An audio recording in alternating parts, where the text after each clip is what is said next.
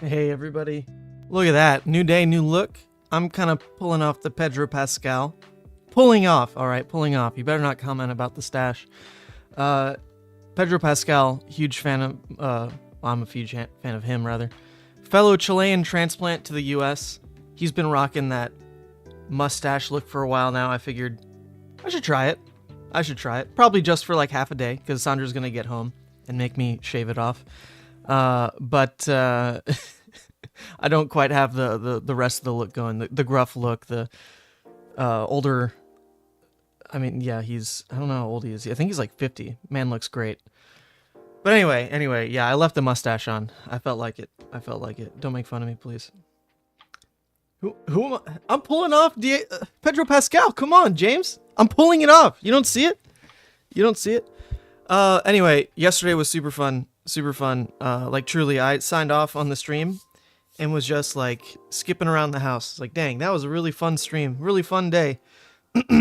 Checked a lot of boxes. Got to go over some pretty big Levia news, which is always hype. Got to draft and 3-0 on stream, which I was pretty anxious about that, because drafting on camera for once, you can look like an idiot if you go through all these picks and thought processes and then all of a sudden you realize that like you're accidentally forcing something and you're like the third person on the seat and you're the worst seat of the three and you look like an idiot, and that can totally happen because I'm only like here on draft. I'm not here, but I'm only like here. So that was a big relief for me. The draft went well, and then those freaking games were insane. Every single win was awesome. So I actually tagged Yuanji, who is the coach of Team Runaways, and he's supposed to be hopping on stream today, and he wants to go over the draft stuff from yesterday, and then we'll just continue with some other draft games. I mean, there really isn't much more to do, right? We talked about this yesterday. CC's kind of over. Not much more to do with that format. Huge changes coming. July 3rd, Oldham LLs, plus potential ban list, and I think at this point, Lexi has to have something banned from her kit, because at the last 3 CC events, it was a Lexi mirror in the finals, with half the cut being Lexi. I believe it was the Baltimore PTI event was like 4 or 5 Lexis in the top cut, and then the finals was a Lexi mirror.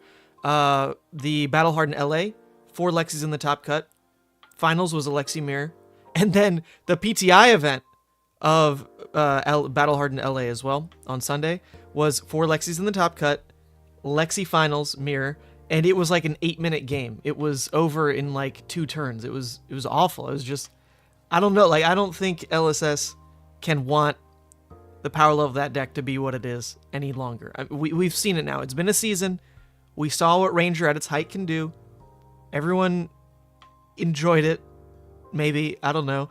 And we can ban something. You have my permission, LSS. Please just ban something from that deck. It is. My fear is like they give Levia cool cards, right? Cool cards. But Lexi's raw numbers are just insane. So they give Levia all the cool cards. We try to show up, try to muscle our way into the metagame, and it's like, okay, our cards are cool, but the numbers are just not as good as the literal cards you vomit from your hand turn by turn that we can't interact with. That would just be that's like the biggest buzzkill possible if that's what ends up happening. So I don't want that to happen. I really do want to see a ban come through on July 3rd. Just one ban. Just hit. 3 of a kind would be crazy, but I'd love it to be 3 of a kind. That's probably the most realistic one. People have been calling for Voltaire and Bolt and Shot. I don't think those will make it. But they could definitely ban 3 of a kind. The card was not released with the intent of doing what it does now for Lexi. You know, you 3 of a kind with Azalea, much more of a tame card. Much more of a tame card. You 3 of a kind with Lexi, it's a carrying husk. Minimum.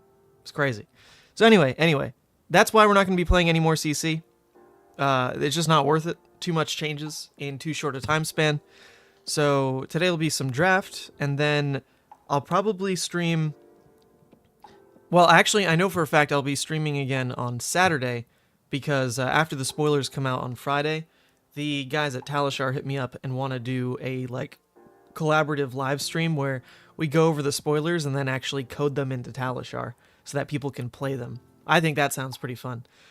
We do...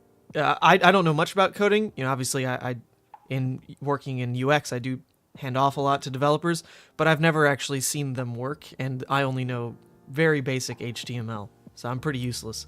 So to do a collaborative stream with them on Saturday is going to be pretty cool. We can round up all the spoilers we've seen so far and then actually follow the process as they get added to Talishar. So it'll just be a way to hang out. I don't think we'll really be playing games or anything, but that's kind of the big stream coming up later this week. Obviously, my spoiler is also coming out, and it's confirmed midnight. It'll be, I think, this first or second spoiler of the day on July 2nd. So you're welcome, Europeans. It will seem early to you. You're welcome. Well, actually, no. It will seem earlier than usual. It will feel not late, but it will definitely feel early for the Americans. I mean, hell, it's coming out on like midnight EST. So for the people on West Coast, it won't even be July 2nd yet. They're really getting the goods. But yeah, I'm pretty excited for that. Everyone now knows a little bit more of how Levia plays a role in this set. Levia Redeemed. What does it mean? What is it? Is it a hero? Is it a card? Is she light? Is she just brute? Is it something completely oddball that no one's really guessed at yet? Well, we'll see. We'll see. Pretty exciting. I really want to nail the video, so that's why I'm not going to try to just jam a bunch of streams this week. I figure the video is probably going to take like a day to work on, and then I want just a little bit of padding to not just ship it as is and actually go back and refine it a bit. Spoiler videos they're not really like, you know, for YouTube, I don't know, clout or whatever. Like, spoiler videos don't last very long. You just put them out. People, not even everyone cares on release because most people just stalk the Discord. But people care in the moment. You know, you can get some people to tune in for the premiere, and that's always fun. But then the video kind of like dies. So you don't want to work yourself too hard on the spoiler videos because they're quickly forgotten, let's say. But you do want to put enough work in that it feels unique and special and shows that you care. So that's where we're trying to balance. I don't want to spend like all week on it, but I want to spend like a day and a half on it, and that should feel pretty healthy. Pretty healthy, I think. Ban Codex, I don't think that's happening. LSS has talked way too much about how Brian Gottlieb swears Codex is perfectly fine as is. Perfectly fine as is, and they seem to defer to his comments a lot around the codices. And he defends it. He defends it. Here's what it is. Yeah, for sure, 3 of a kind. I agree. But do you trust me? Yeah, you can trust me. You can trust me. You can trust me almost a bit too much. I almost showed a feet pic today of this whatever card I have, you know. I almost did it. Because Fino on Twitter was talking about how he's into feet pics. And I was like, I'll show you a good feet pic. But I held back. I didn't do it.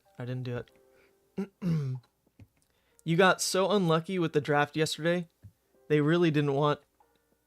You got so unlucky with the draft yesterday. Oh, did you play in the link? They really didn't want you playing Levia because every time you committed, you never got the boots. Well, to be fair, I think the content I'm putting out about Draft Levia is actually very harmful for Levia's success going forward. People really didn't believe she's a good deck. Like, really, in draft, did not think she was a good deck. Even on, like, the Runaways, like, internal team stuff, everyone memed that, like, you know, if Levia is just like a pet deck, she's not actually the strongest draft deck, whatever, and yet, like, me, Lucas, Dan, Yuanji, we're all, like, dumping these 3-0 lists in the group chat, like, dude, I don't know, the deck's kind of crazy. And so now, with the amount of work we've put in behind the scenes to, like, refine, like, our internal notes, and then also, like, the video I was putting out and, like, some of the gameplay, I hope maybe that makes enough of a ripple effect that people believe. But then if they believe, they also fear. And hate-picking Levia actually hurts quite a bit, because she needs a certain few cards. Like, she needs a Hooves. She needs a Hooves. She needs a Red Dread Screamer. She, like, really wants a Lunar Tide, you know? And so if people sacrifice a couple picks now and again to just hate those out, that's a big deal. Like that hurts a lot, because you actually you can end up picking a lot more, and not necessarily like your hate pick slots, but you can end up with a lot more unplayable cards in a draft pool, just because the packs are bigger in Monarch. You know, you're picking out of 15 cards, and you only need to present a 30 card deck. So you know, you'll factor in some equipment. So let's say you have an extra like 10-ish cards that you can actually end up just wasting somewhere or deliberately hate picking away. And it's very annoying. It's very annoying. Every class has that to a degree. Like, you can hate out V the Vanguard. That's a pretty big deal. You can hate out, obviously some of the Majestics are nuts, Luminaris, Invert, whatever. But when you hate out Levia, it's as simple as a common. And so if people get into that routine draft by draft of like, oh, there's a Hooves, I'm gonna just hate out the Levia real quick. That sucks. I don't want to see that happening. It's very annoying. Very annoying.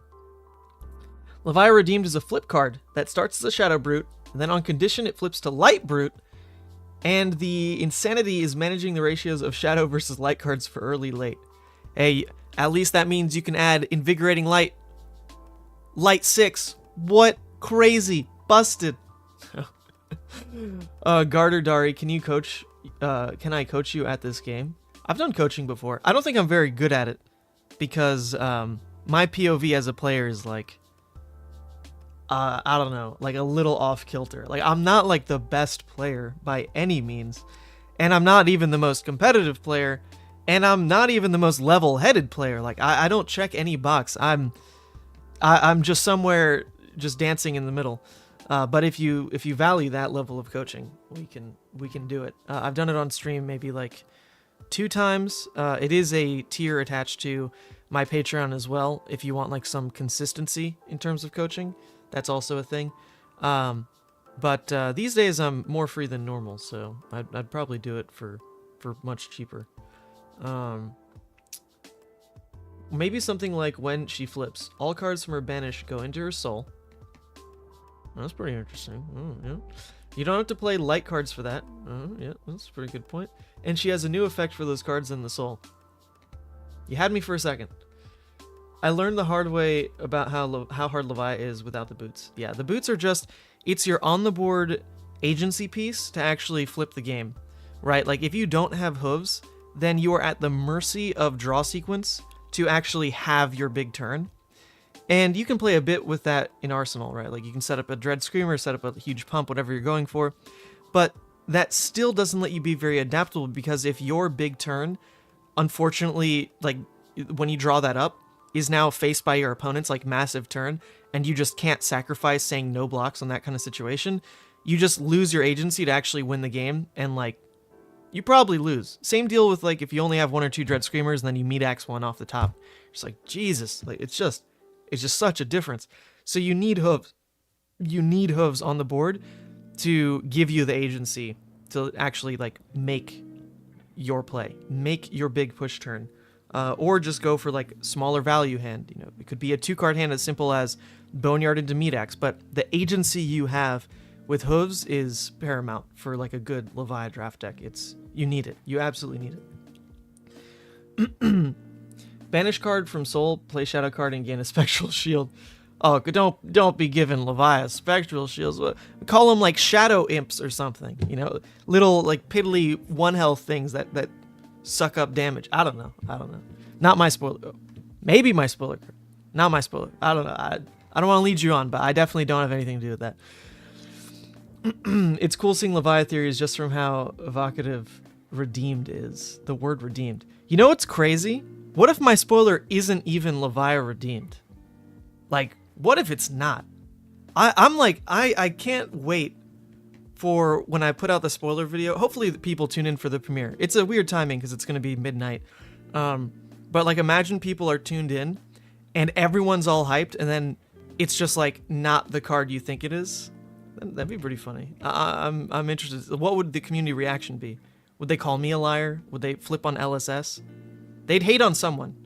The Brute players are very hateful people. Very hateful people. They complain a lot. I hope it wouldn't be directed at me.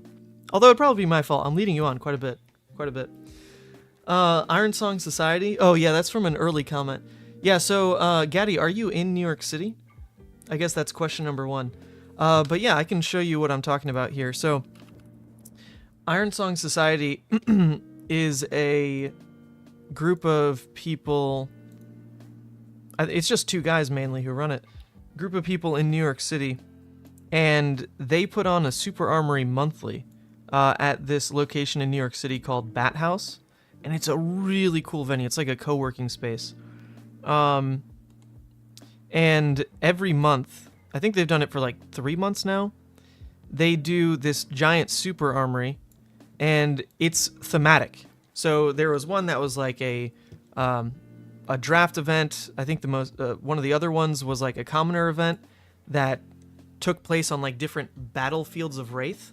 So like every round there was a passive effect. If it was like, we're fighting in Volcor, you know, you can at the start of your turn like take a damage to gain a resource. Like there were passive effects like that kind of like, you know, were dished out like randomly round by round just because they're following this like theme of fighting in a new location of Wraith. It was pretty cool. I wasn't able to go to that one because New York City is still like 5 hours away from me, but I try to go if I can. I went for this one and helped them stream it, and it was a really, really fun time because, you know, it's after hours.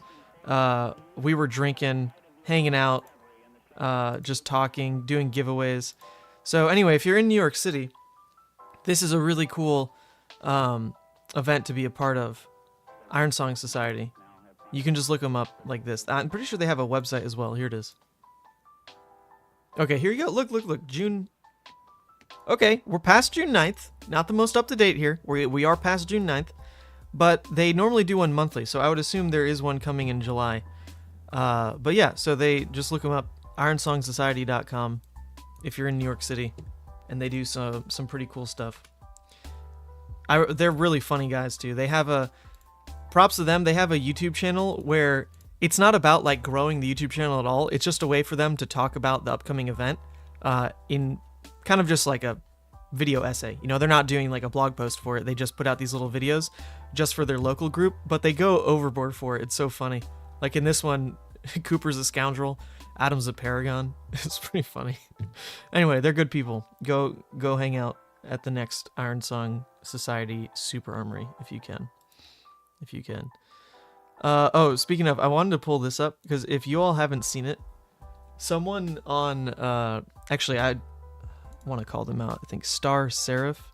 They didn't always go by Star Seraph. I feel like I used to recognize them by a different name, but they edited this video together. I think live during the stream yesterday, and it was so funny. It was so funny because it was basically riffing on well, you'll see. Let me turn this down. I'll read it out as well in case you can't see. It might be too pixelated. What are your thoughts on the new fab set, Dusk Till Dawn? For Levia, we already heard there are no blue sixes. She still dies the blood debt and still has no positive hero ability. Mancent seems happy about his spoiler. He always does though, and he's always disappointed. He even said so, that LSS is always pulling his leg. This is just going to be another Everfest full of RNG and non-blocks. Besides, we're getting a new Runeblade in Prism. She'll remain neglected. Actually, the first spoiler is out. Oh shit, I missed it. It's a variable power. It's too fast. Anyway, props to Star Seraph. They put this together so quick. So quick. It's so funny. Yesterday was a good day. It was a good day. Anyway.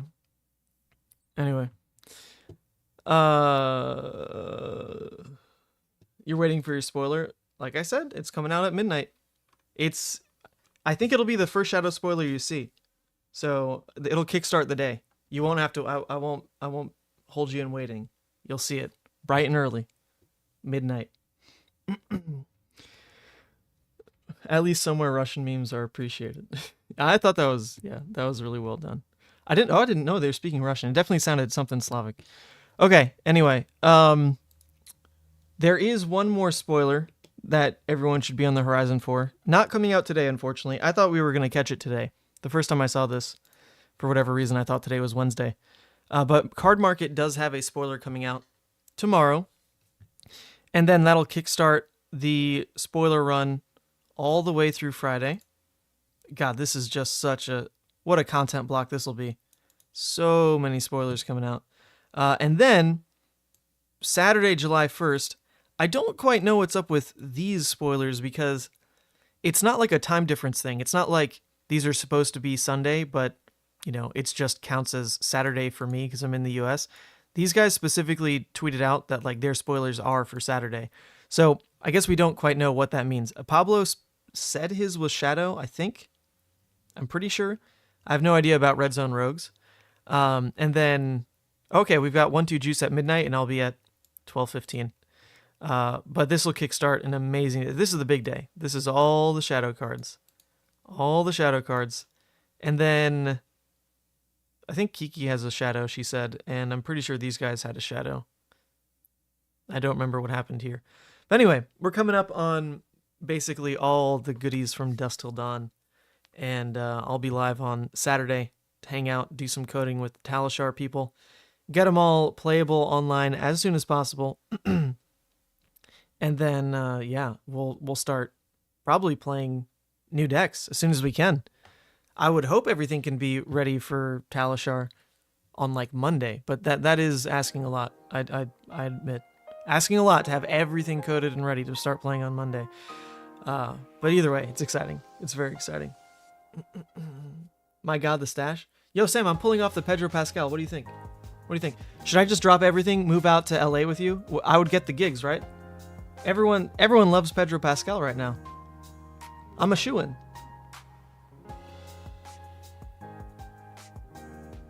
Yeah.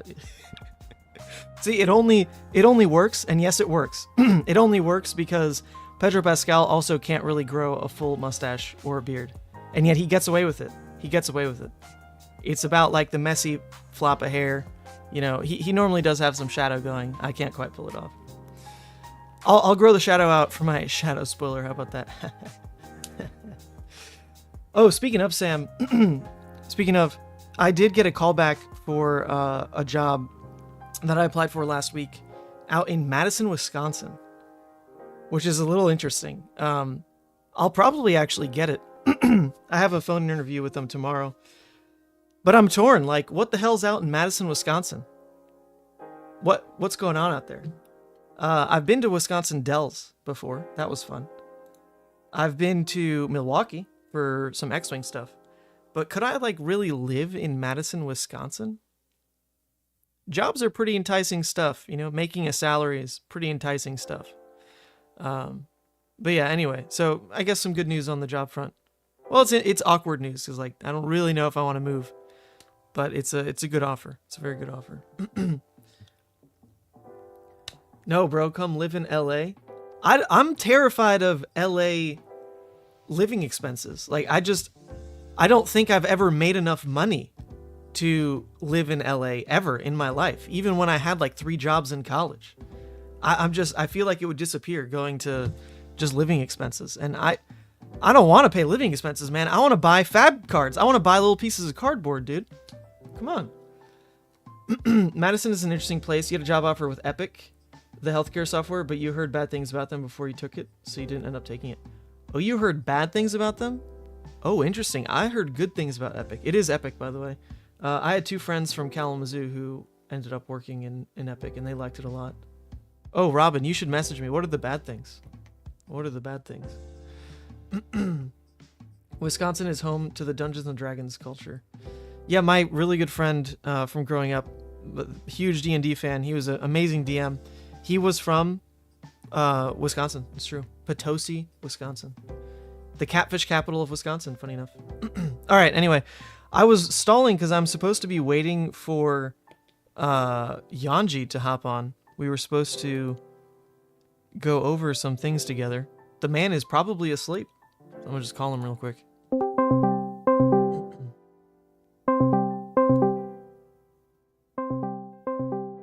He told me that he'd probably not wake up, so he was going to set an alarm specifically for the stream. I bet he didn't. I bet he did not wake up.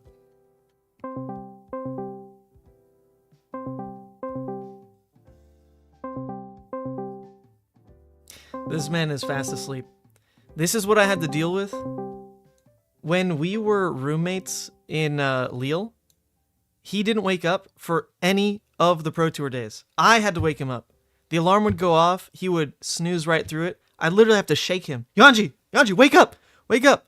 I woke him up like 3 days in a row so that he would be on time for the events and all that. And then on Sunday, when I really wanted to play in the Battle Hardened, I slept in a little bit because I was pretty burned. I had a long Saturday. So I slept in like the tiniest bit past my alarm, and Yuanji didn't wake me up. He left. He went to the Battle Hardened. And left me sleeping in the hotel room. So I missed the Battle Hardened. It's like, dude, you could have missed the Pro Tour if I didn't wake you up. And you let me sleep through the Battle Hardened. Oh my god. Why am I still friends with this man? It's okay. Maybe I would have tanked my limited elo. It's true. Maybe I would have won. I don't know. I was kind of on a tear back then. Okay. Yuanji's just not here. The man's asleep. So, I guess we can just jump into a random draft queue then. Oh, no way. We make best in the draft queue right now. We make best is in here. I'm going to join the queue. All right. If you haven't done a draft before, just click this link and then click join on the queue and we'll run through it. Let's get some, man, this is all the big names. We got Balake, me, biggest name ever. Come on. And then Sam's going to join. Josh is going to join. Robin's going to, it's going to be crazy. Right, Sam? You're going to join, right? 3 floating represent. Come on. Actually, I don't even know if that link works. I can pull up the old link because technically that one's locked. Yeah, that one probably doesn't work. I think this one might be better.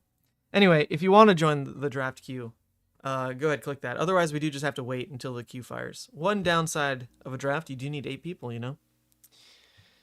You do need 8 people, so sometimes it takes waiting. You're on the way to the airport, Sam. What? Wait, what happened with your callback yesterday? Is that related to the flying? What are you flying for? We got Dr. Booma also in the queue. That's 3 out of 8.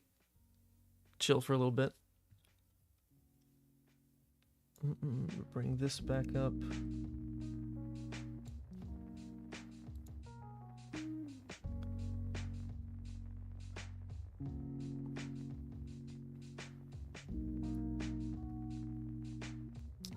Sorry, I'm reading a DM real quick. Oh. Flying in to see family. Callback went well. They called you back again today. Oh, they called you back again that day. Oh, so you did 2 reads for him in the same day? Crazy. Crazy. Well done, though. Well done.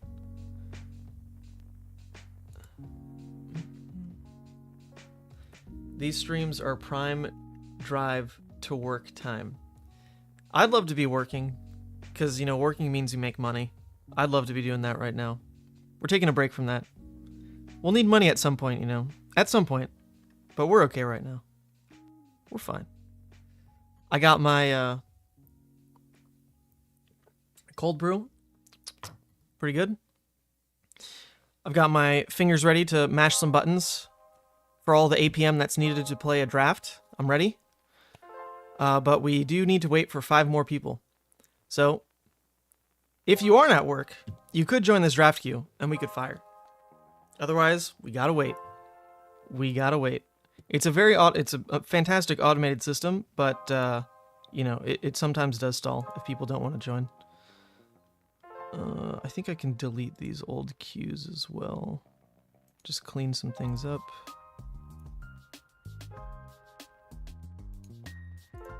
That's right, I've got admin rights. You better be scared. Admin rights on the Runaways Discord. Can't be tamed. Let's delete these.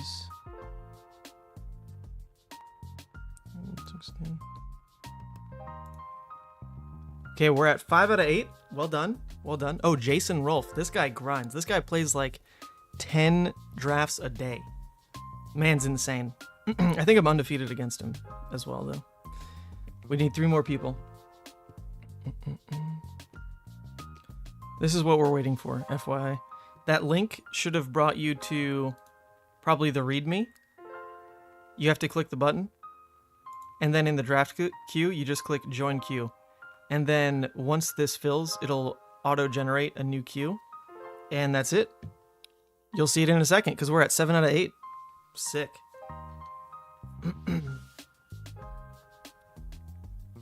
Alright, it is time for me to bomb a draft, though. I've only taken 1 loss. I've been undefeated in probably the last, like, 8 or so drafts I've played. I went 2-1 in one of them. I'm not even lying. I've been on a tear. An absolute tear. In Monarch Limited. Not even playing Levia every time. So it's time for me to take like a bad record. I'll allow a 1-2 this time. I'll allow it. Monarch create.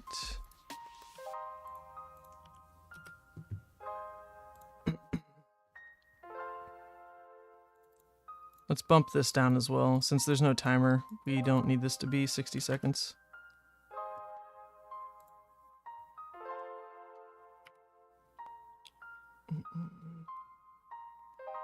You bomb all your drafts, but on Prism? I've actually never drafted Bolton, so maybe we go for Bolton. Bolton is the one hero I have just had negative interest in playing, because I feel like he's very gated by just seeing via the Vanguard to have like the actual 3-0 deck, otherwise you're going to struggle. Or, I mean, Gallantry is not needed, but it's a pretty big deal for having like a 2-1 deck. And then if you just don't see those, you're just going to be middle of the pack and just fighting for card quality matches rather than like having just like, I don't know, a deck that does anything special, right?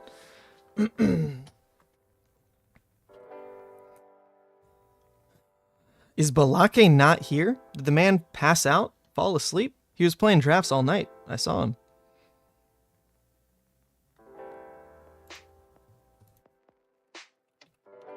Bruv, you in? Do they say bruv? I don't even know.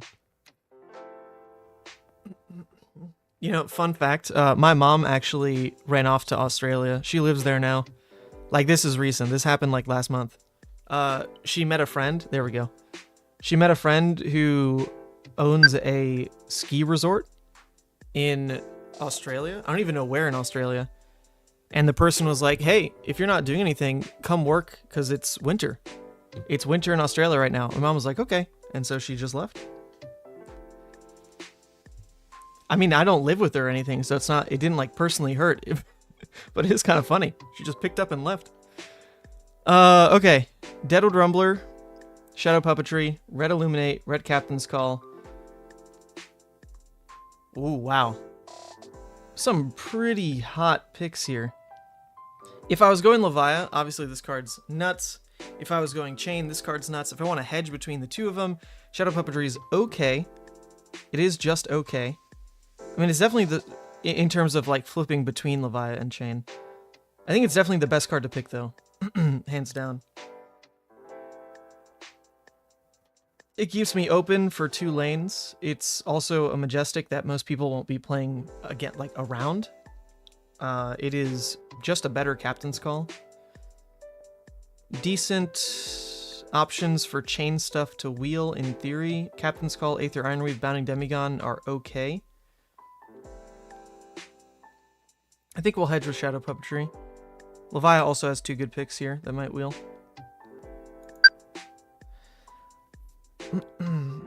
Alright, Shadow Runeblade card was not picked. It looks like it was one of the talent cards, right? Isn't that the slot that's missing? Man, if we're going Chane though, we can grab the Shadow Puppetry and Stubbies now, and that really increases our ceiling quite a bit.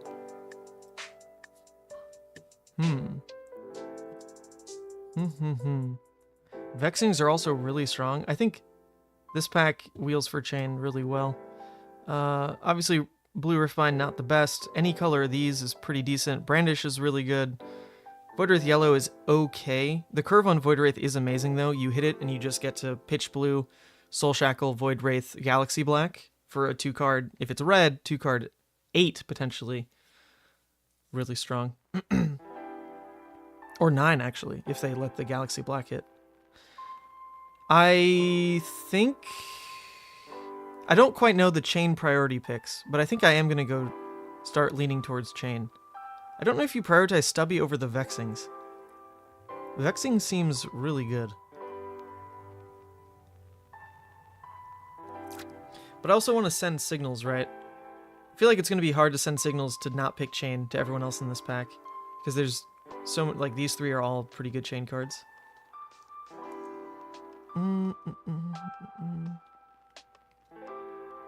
If I want to hedge a little bit more towards Levia still, these picks are fine. I'm not really looking at Bolton. Prism has no good picks this pack. I think I'm going to take the Stubbies. This feels pretty wrong, but I'm not the best Chane drafter, so I just want to see what happens here. Oh, and we see another Stubbies. Okay, interesting. This also still leaves us open to Levia. Levia can actually use Stubbies with Overload or Frontline Scout pretty well, and it just... like, because you do pick those cards. It's just something that fills the graveyard as well. So, it's not completely ruling us out of Levia either. Looks like no one picked Levia from the 2 seats to our right so far. These are still here. The rares are missing. This pack is really light for, like, quality Chane cards. The Yinties are okay. Yellow Riftbind is okay. We did just waste that Stubbies pick. I think, funny enough, we're probably gonna scoot back over to Levia. I'm so much more comfortable in Levia, and these picks are fine. These picks are fine for Levia.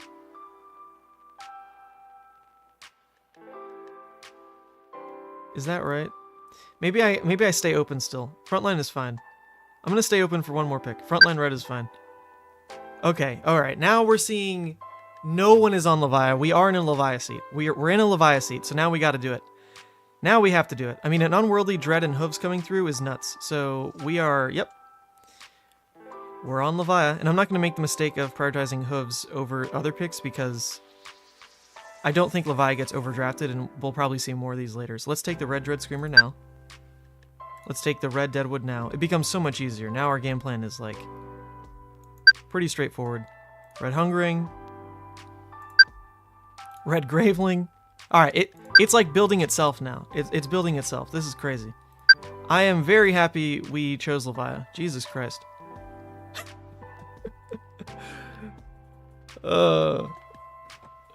All these cards are very playable.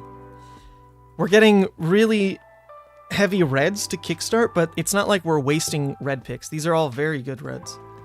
Graveling, Dread, Frontline Puppetry, the Deadwoods are insane. Hungerings are kind of like the mid picks, but you still do need a quality amount of 6s. And these as like poppers is fine.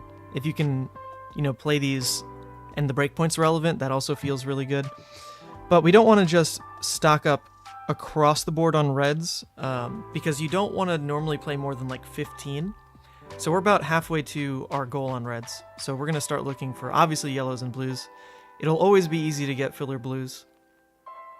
Always easy to get those cards. So, yeah, it's really just quality yellows and equipment that I'm going to be looking for. What's the pack split in Monarch? Pack split is 6 class cards. So those can be either the base class, like a Smash with Big Tree for Brute, for example, or like, their talented equivalents. There's 6. There can never be more than 2. So it might be like 2 Shadow Runeblade, you get 1 Brute, 1 Shadow Brute, like 1 Light Warrior, 1 Illusionist. It could look something like that. It'll never have 0 of 1. So it'll be some combination of like 2, 2, 1, 1, or like 2, 1, 1, 1, 1? Does that work? No, there's always going to be 2 Tues, right? And then there are 5 of like the generic-ish cards, which can be either generics or like the shadow or talent cards. I think those share the slots. I'm like pretty confident those share the slots. That could be wrong. Then there's the equipment, there's the foil slot, and the 2 rares. Sam, you don't recognize Pedro Pascal? You don't recognize modern day heartthrob, star of Last of Us? Come on. Oh, it's right. He's right here. Okay. This is the pack that we thought would wheel some decent Chane cards. It looks like it did. It is telling us now, though, that... Wow. Bolton passed over the red engulfing. I feel like when we were looking at this pack, Bolton didn't really have another good pick. So that's kind of awkward. That's kind of awkward. We want a decent yellow. The Void Wraith kind of carried my 3-0 yesterday, so I think we'll just take this. We can now pick up just like a trash blue, and we might as well make it a trash blue that is gonna hurt someone else's deck a bit more than it's gonna hurt ours. So that's basically taking the Yinty Yanti, because in a Chane it's blocking 3. We don't want to give that to them. We'd also just take the Riftbind, but then that's hurting our playables. I think we'll just take the blue Yinty. Red Unworldly Bellow, crazy that we got that so late. I swear I'm not a Levia Forcer. You saw me. I tried specifically to not play Levia. You saw me. I tried. We went 3 picks deep. And I was like, I'm not playing Levia. I'm not playing Levia. But we stayed open, and we can translate our picks pretty decently over to a Levia deck. Kind of the beauty of Monarch Draft. If you play between the talented heroes, then you can normally pivot pretty easily, just because you've got more room to pick like generics that work for the 2 of them, shadow cards that work for the 2 of them, and that's what we did. Frontline Scout, Shadow Puppetry, Stubbies, before we committed. So we committed on pick 4, and then we were just fed all good reds for Levia. So I think we did it right. We seem to be in a pretty decent seat. The other good thing about pivoting to Levia there is I might have scared off a person I was passing into from being Levia, because I definitely passed them some decent Levia cards, but nothing crazy. And then all of a sudden, like 5 picks in a row, I took the last Levia card, last Levia card, last Levia card, and that could have done some scary things for them. Right, like that can make the Levia deck that I was passing into now have just trash cards, because I took their last picks. So either they pivot or they have a worse deck than me, because I'm going to get 2 packs of being the better seat, and they're going to get 1 pack of being the better seat. I think we'll take the Void Wraith again. We can just hate out the Rifted Torment. The card's BS. Rifted Torment's so good. More Arcane. Yellow Frontline. We'll probably not play that one, but it is filler if we need it.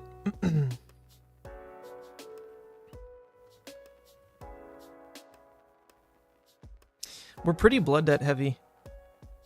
We have early plays in the Deadwood, but the kind of ideal lines of filling our graveyard with non-Blood Debt and then being able to like unworldly hit a Void Wraith that was our only Blood Debt and banish into the Void Wraith for like a 2-card hand pivot. Those kind of plays get really unlikely when you have so many Blood Debt cards, because then what are you filling your graveyard with? Probably Blood Debt. So you don't get the early play. But that's okay. If we have enough quality behind that, should be fine. Red Howl is insane. This card is beyond busted. For Levia, I think it is one of the strongest cards you can pick in draft. It just, because it basically saves you from ever having to block for 2. You now just get to turn that card into 3. Instead of ever chumping some block for 2, you just say, nope, I'm turning this into 3 value. Not to mention whatever cost curves it actually plays for. So that's a pretty big deal. I like to pick it early because Chanes also really like it. We are pretty sure there's only one other Levia in the pod, because there shouldn't have been enough Levia picks to really justify there being 3, unless one of them has a really bad deck that is like half generics right now. So I feel pretty good taking the Howl. The other considerations would be The yellow Unworldly, I don't really want the red rally because I'm heavy on reds, and that one's like pretty low impact. So I think we'll take the red Howl. We won't hate if we end up wheeling. The yellow Unworldly is, I think, ideal. Rally is okay. Lunar Tide, Adrenaline are okay because we do need to fill the blue slot. And Ironhide is passable.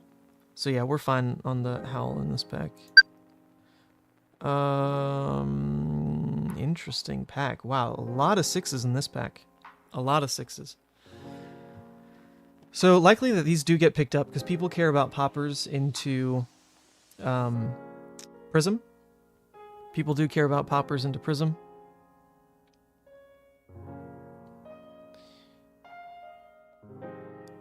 I think I kind of need to pick the yellow Lunar Tide though.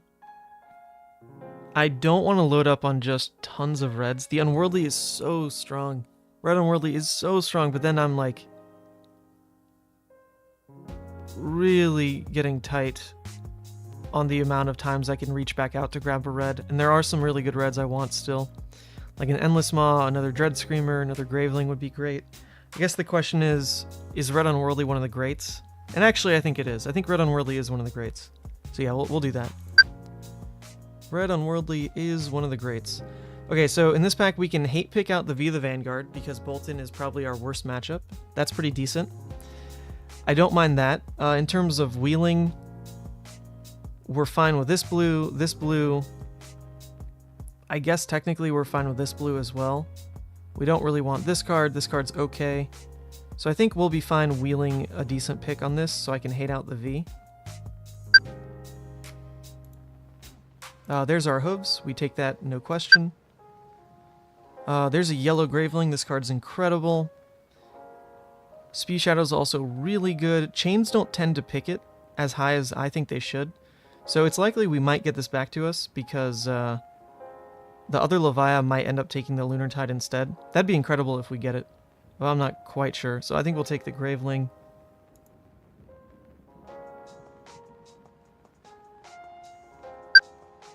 Another Red Dread Screamer. Oh my god. This deck is insane. We have the highest quality reds I've ever seen. This is like a Blitz deck. Jesus Christ. Alright, we just need junk blues. And that's the good news. You can always pick a junk blue. If our deck is just lacking junk blues, we can just pick junk blues. They're always there. No one picks them. So if you saw my Levia tips video, I said pick your blues last because even if they're junk, even if they're trash, that is fine. Junk blues are totally passable in a Levia. Your reds win you the game, your yellows win you the pitch stack, the blues fund it all.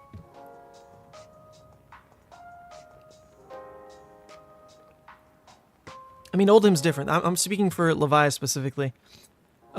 Because if Levia is actually playing out her blues, you've done something very wrong anyway.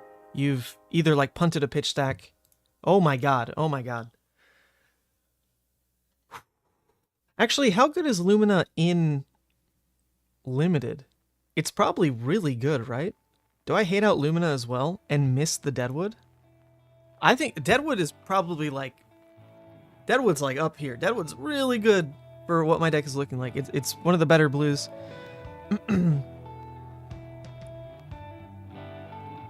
Because I don't have that many non-blocks. I've only got 2 non-blocks right now, so that puts it at pretty premium. It's not really taxing any of my hands. Hitting out a Lumina, though. Weapon gains +1, and if it hits... Ooh, I mean, Boltyn really is, like, my worst matchup. I think the problem is going to be, if I hit out Lumina, the Boltyn still has really premium picks. So it's not going to have as much of an impact as I want it to, so I think I'm going to take the Deadwood instead. It's a very good card, though. Yellow Unworldly is fantastic. Red Overload is actually really, really good as well. That's kind of the big combo with Stubby Hammers. Okay, good god, the song is way too loud. Turn this down. The cute combo with Stubby Hammers, apart from Graveyard Fill, is you actually can use it on Overload, and it just becomes like a 4-go again, which is crazy.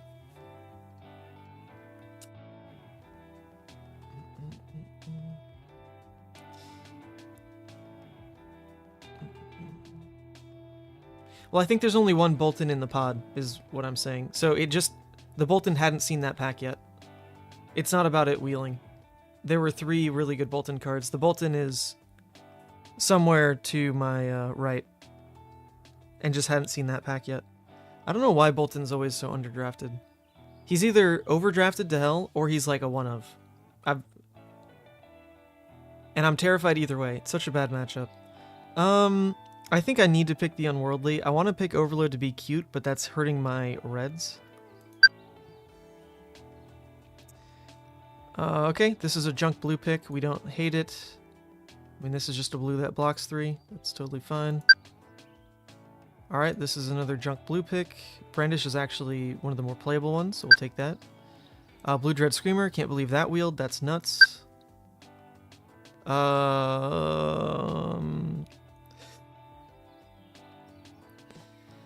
We could take the front line. Don't really know if I want to. It's a pretty decent card, but I think we're using our stubbies every time on the singular front line we have anyway, just to make sure it does something, gives +1. So adding a second one isn't as good. I think we'll just take the extra blue here. And Tremor's fine next to a Dread Screamer. I think let's do that. Oh my god, we got Spew Shadow. Oh, we got a decent blue. And there's the Valiant. Okay. Yeah, I'm really enjoying how this has worked out. If we can find an Ebonfold, a Pulping, and like Ebonfold, Pulping, and like 2 yellow 6s, 3 yellow 6s. Deck's crazy. Actually, if we have a Pulping, then Blood Drop Brigade is also insane. So that combo would be pretty nuts. A Blood Drop Brigade and a Pulping. I really, really value Pulping in this format. It's so good. Because it lets you have an aggressive turn without leaning into Blood Debt, and that's going to be the one downfall of this kind of deck. We have a lot of Blood Debt. A lot of Blood Debt. Consistent ways of turning it off, to be fair. Like, if our opponent is trying to fatigue us out, good luck. I mean, our reds are insane. So we're ideally trying to find like a dominate somewhere, like a yellow Convulsions, blue Convulsions would be incredible. Even a Writhing Beast Hulk somewhere, just so we can stack Unworldlies, and a Howl on it would be really nice as well. So that's putting a lot of faith into a rare, to be fair. Convulsions and Writhing are both rares. But we do need one. We do need one to actually end the game. Otherwise, we're just going to be trying to dump damage until the game ends, which is not always the most reliable. Okay, Deadwood, pretty great. We still don't have that many non-blocks. We've got the 1 Deadwood here, the 2 Deadwoods here. Taking another red Deadwood's pretty incredible.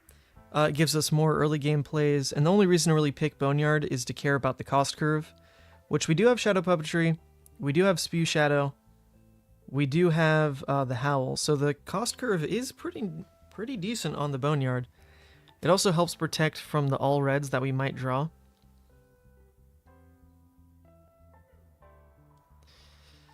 I think if we pick the Deadwood, we have to just give up on picking yellows and go hard on blues. We pick Deadwood and just try to stack blues and basically call the power level there of the deck. Boneyard's a little bit more flexible, but Deadwood has more weight it can pull in this kind of deck.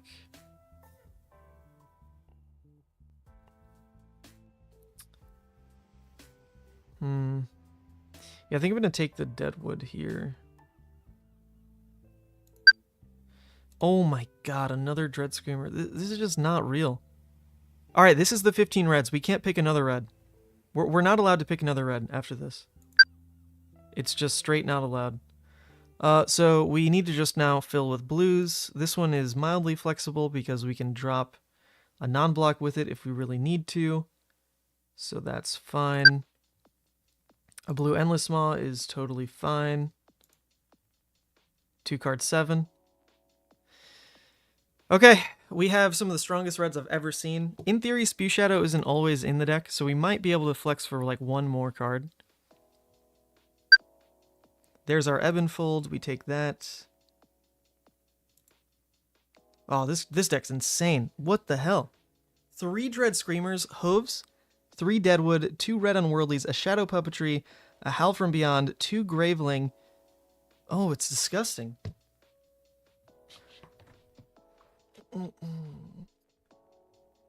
I'm feeling pretty happy with 3-0, mainly because of the Howl. When you're this heavy on Blood Debt, a Howl is insane, because now you're refreshing the graveyard, and just, if you can find the Howl early, you're just going to be playing that and just be an unrelenting deck for the most part. You just don't stop.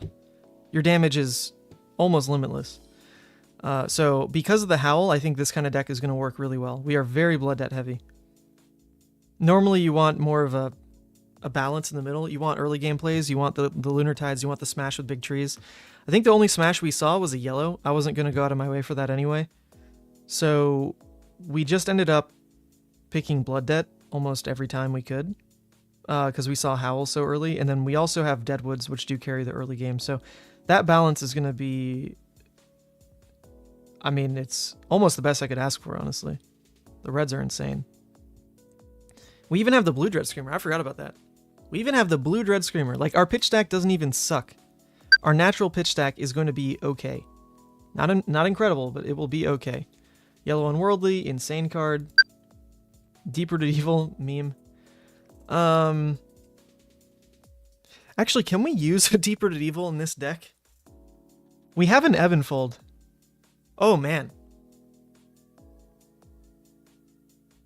Oh, God, I'm, like, feeling it. With the Evanfold, we just always hold it for the Deep Rooted Evil. Does that do anything? I don't know. I don't know. I've never drafted it, so I'm actually kind of interested to see if it does anything. But we are approaching the non-block kind of threshold. We've got the 3, 4. This would put us at 5. We're not quite there. I think I'm going to draft it and just see if it does anything, and it will probably lose us every game. Red Graveling puts us at the 15. Graveling next to all our Dread Screamers is insane, so I think we have to take it. And then our last picks just go to blues. This is a Blitz deck. This is actually a Blitz deck. Insane. Insane.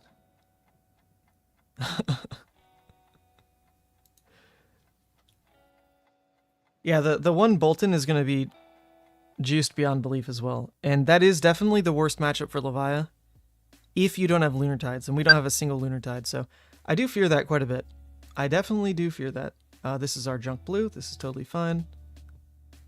We need a lot of blues to fuel this game plan. And then we can, in theory, start cutting the Void Wraiths. They're not that good. Oh my god, do we go that hard on reds? Jesus. I think we just cut Frontline Scout and run this Unworldly Bellow. This is definitely more like a more fringe card. It means Stubbies is only graveyard fill. I can't pass a red Unworldly. That card is too good. We get another junk blue. Alright, we can start to cut the Void Wraiths. Those don't make the cut anymore.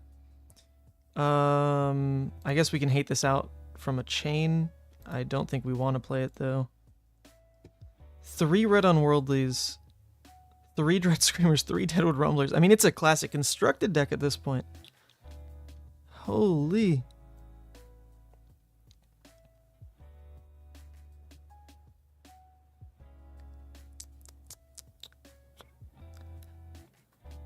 I mean, we're also over the 30 cards I was ideally running. So I think we do cut this and probably call that the deck. This is probably the deck we run. I feel pretty good about this. It's the 15 reds that I'm always looking for. We didn't go too heavy on non-blocks. We have really quality yellows. Our blues are like pretty mid, but we need them to fuel all of our red cards. We have Howl from Beyond. We just miss the Dominate. We just don't have the Dominate. These cards are all pretty useless. I could hate out a Prism blue, but it's a non-block, so I don't think I mind if they take that. what does this even do? No, this card's pretty bad, so I guess we'll just hate out the Boneyard. I don't think we're playing this, though.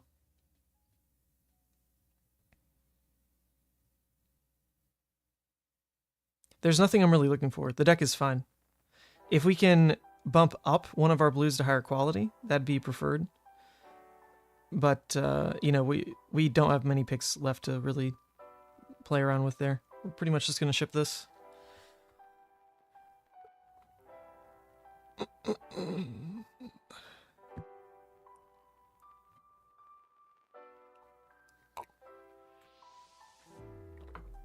Funny enough, with a Howl from Beyond and a Deep-Rooted Evil, Shadow of Blasphemfet, actually nuts. Shadow of Blasphemfet might have actually been creme de la creme for this deck. Just give us that one extra bump in ripping the recursion pieces from our deck early. Be pretty unstoppable. Because that's where we might falter. If we don't find the Howls and the Deadwoods early, I could see some problems here. But the cards all block well as well, so maybe not finding them isn't the worst, and we'll just end up like blocking, swinging Meat Axe for like an extra turn or two, which in this deck we have 1, 2, 3, 4, 5, 6, 7, 8, 9, 10, 11, 12, 13 sixes. So we're a little lower than I'd prefer. I normally try to shoot for 15. So I don't really want to waste some of these milling to Meat Axe.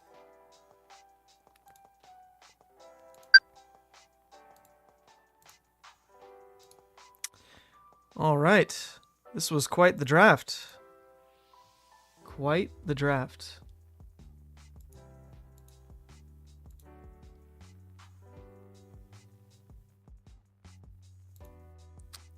Hello? Can I add the tokens, please?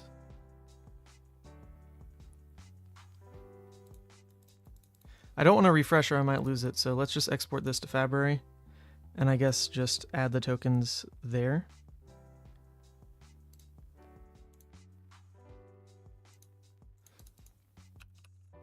Meat Axe deck. Let's go ahead, sideboard this. We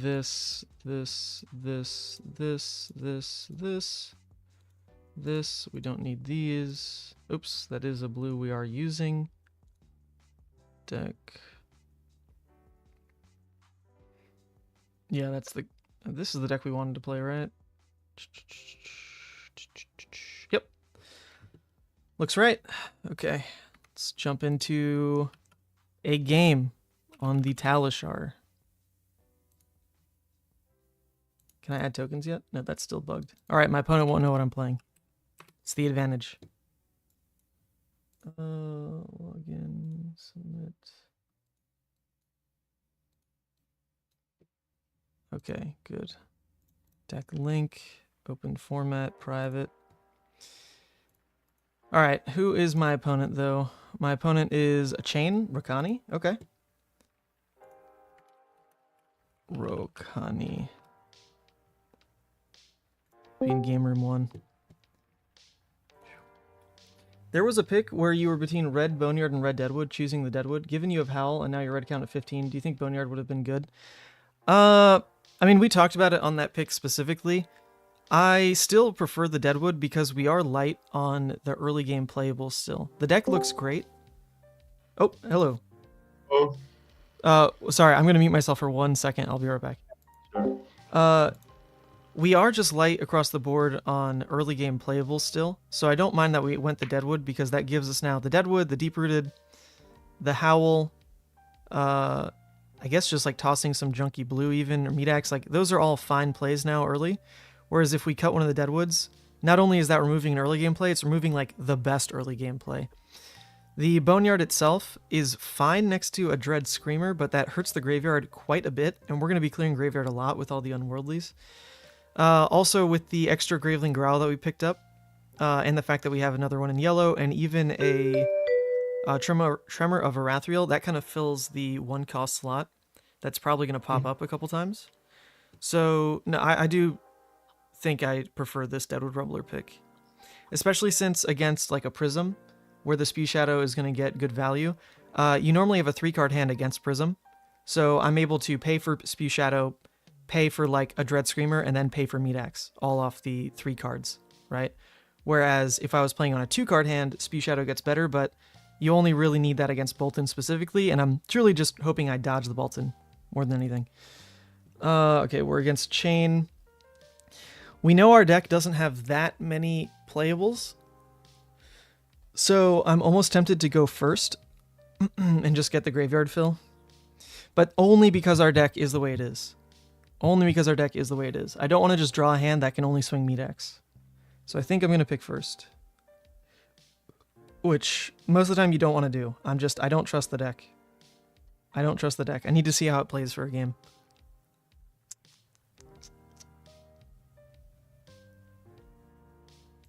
I'm going to do it. I'm going to do it. I normally always pick second, but it is what it is. I don't trust the deck yet. Okay, yo. Yeah. How'd you feel the draft went? Oh, first pack was like not great because I barely got any chain cards, but from second it was like going decently enough.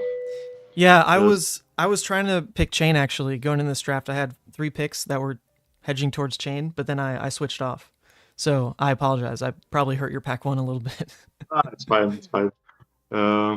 We were actually in the call with one of my friend, and we were like picking. So, oh, nice. Yeah, he was like 3 seats from me or something. Okay. All right. Oh, look at that equipment.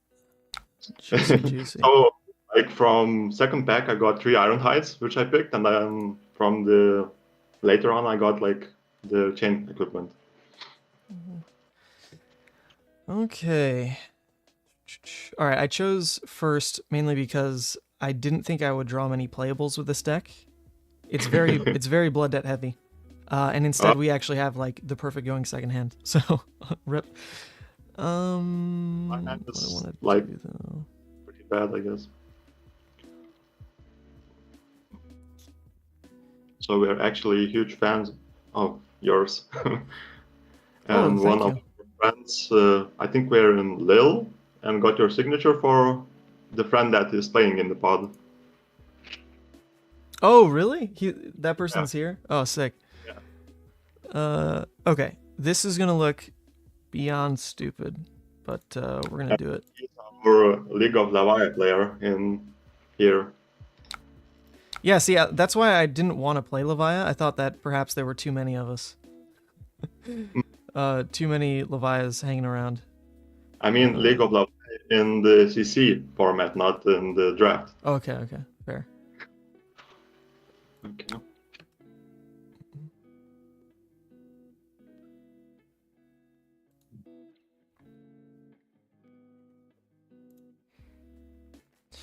All right, I had to break stubbies just in case I discarded a 6.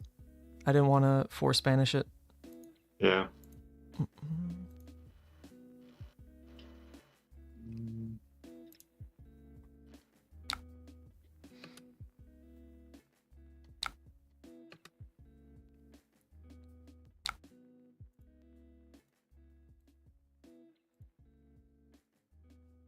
Okay, if you need me, I'll be here. I'm gonna unmute to talk to, or I'm gonna mute to talk to stream though. Okay. Yeah, sure.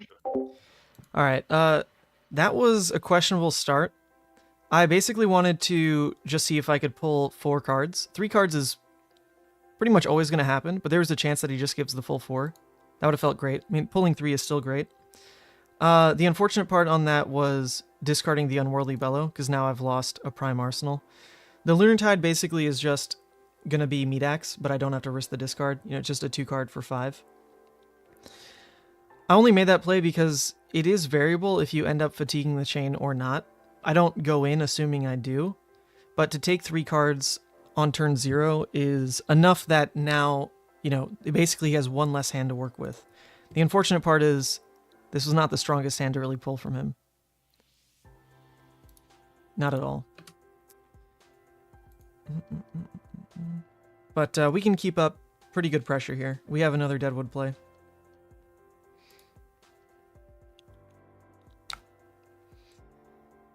Alright, he pulled a resource card, so it's going to be Belittle, probably Shackle, pay for a big dude, and then Galaxy. So we can get 2 value on the hooves block on Galaxy itself, in theory. Just in case the next thing he pays for actually isn't that big, though, let's go ahead and get the full value here on the Slaughter Beast. Just because we know we're blocking with 2 cards.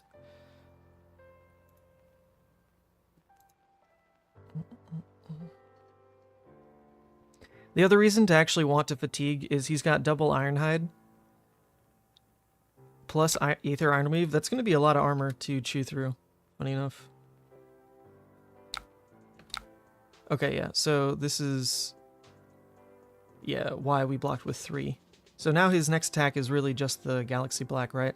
So we can block with Rally the Rearguard on it and get 2 value. We don't need to waste hooves. So it will still block 2, in theory. So this we can take.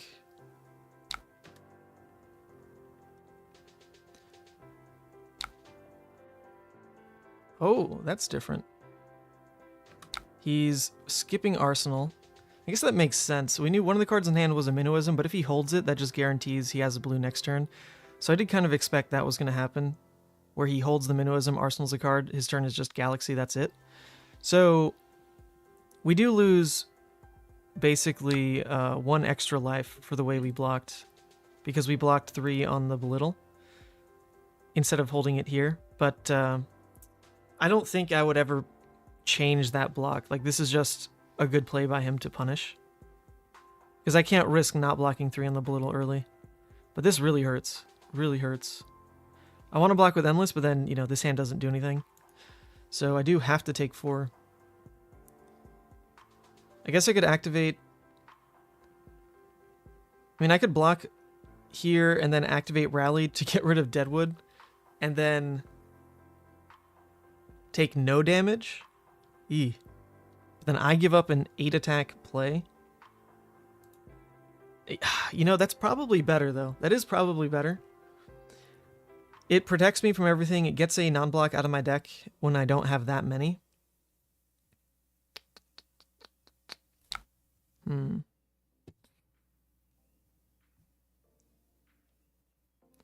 I don't really want to fatigue, though. I don't really want to fatigue. I think we're going to play this game a little differently. Lunartide, Plunderer, Blue, and Arsenal is going to hurt the let's play aggressive game plan a lot, though. So maybe it's just Rally, discard the Deadwood, just play out the Lunartide. That could be okay. I think let's just do that, actually. We won't have many windows to get this out. We end up taking 1. All we do is throw 5. Is that worth it?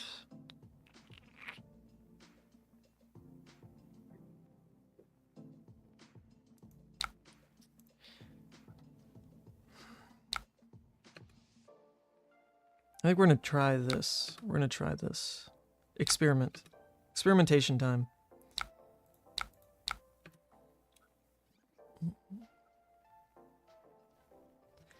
Freeing up Arsenal protects us from drawing 2 non-blocks back-to-back. Because if you draw 2 non-blocks back-to-back, and your Arsenal is clogged, you can only get rid of one of them, realistically, because you can, you know, play into Meat-Axe. So now, in theory, with no Arsenal, if we do draw double non-blocks, I mean, that would suck for one, but it gives us something to do where we can Meat-Axe one away, Arsenal the other. And we still took 2 cards on our really shitty play. So we're okay with this. We are okay with this.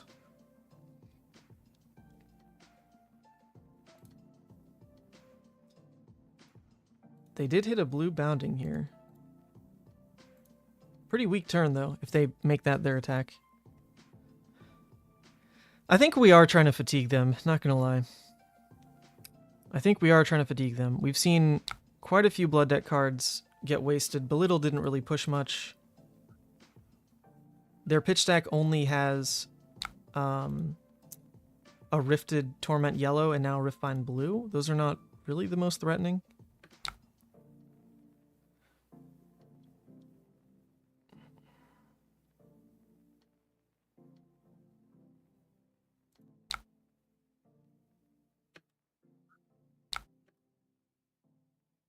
Ebb and fold, always a big deal.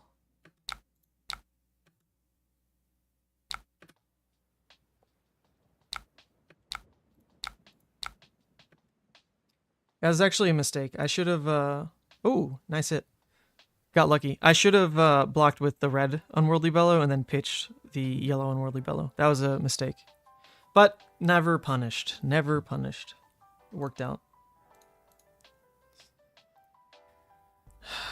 Unworldly and Arsenal, not going to be the strongest play because we don't really want to play into Blood Debt. So that's unfortunate. We also don't have a Dominate to build up and wait for, where we can just say, okay, we've got Unworldly set. As soon as we see Writhing Beast Hulk, boom, 10 Dominate. We don't have that play. That really sucks.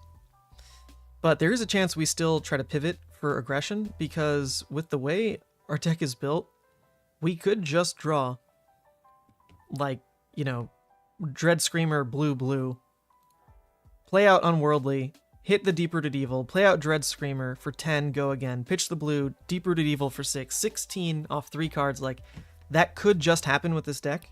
Red Unworldly is a pretty decent enabler for it, so I think we're fine. It's a flexible choice still. Well, that's the hand I'm talking about. I don't really think I want to do it, but we could do it.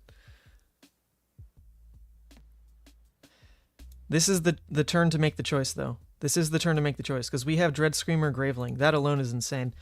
In theory, actually, what we have is Unworldly, Dread Screamer, Graveling, Hooves for Meat Axe. That's like our big deal play, if we want to put everything into this one turn. I feel like that sets us up pretty well, though. We have so much gas that if we can throw all that damage at once, our opponent likely has to full block or die, and then we just drop a hand that kind of does it all over again. So we could make that play. The problem now is 1, 2, 3, 4, 5, 6 misses in graveyard. So if our Dread Screamer misses the go again, that'd be pretty embarrassing. So we do have to lead with the Unworldly. Make sure that we... Ooh, like I don't even want to pop Hooves, but we'll lead with Unworldly, see what it hits. Decide on the Hooves pop. So because of that, I want to block with Hooves this turn. I might have to use it on a Galaxy Black, because they don't necessarily play out the Bounding this turn. So we're pivoting. We're not actually going to fatigue. We're not actually going to fatigue.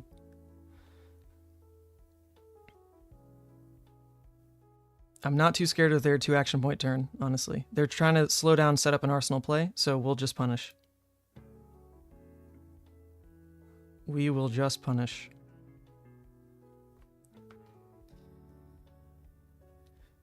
Your musings on non-blocking cards is interesting. If you don't draft them as highly, you lose some power, but you don't need to worry about inefficient plays. Ooh, we outplayed them. Look at that. We took damage. And now the Adrenaline Rush is only 4. Oh, crazy. Wow, I didn't even think of that curve. I didn't even think about that curve. We do get the Hooves value here because we are looking to potentially use it on this next hand. So let's just make sure that happens, not be inefficient. They've taken 2 pings to Blood Debt. We've taken 0. That feels pretty good. Ooh, okay. We hit 2 of our 6s. That leaves only another 2 6s, 5 misses for the Dread Screamer itself. If we crack Hooves, then we're putting another miss in the graveyard. We do have to crack Hooves, though, because if the Dread Screamer misses, we don't want that to be the end of the turn. So, yep, we do what we gotta do.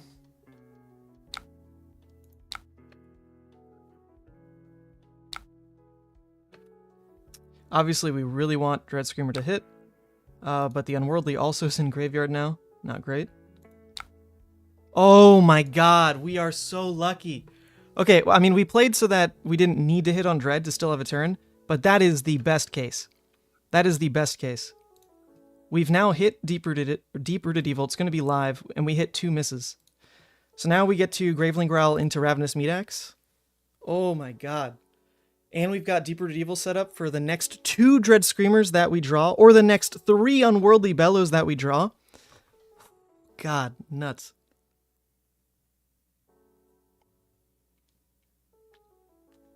Play Graveling, close Chane, then Dread. Oh, that's actually a very good point.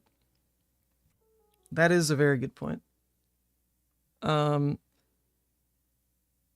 one thing I was holding off on is, in theory, if the Dread doesn't hit, then I want to spend this blue on Dread Screamer. Or spend this blue on the Deep-Rooted and Arsenal Graveling. But actually that wouldn't have made sense to start playing that way because we saw the only banish 3 that was going to happen before Dread didn't hit Deep-Rooted. So yeah, that's my bad. Because in my head, that was going to be the other playline, but we knew that wasn't an option anyway.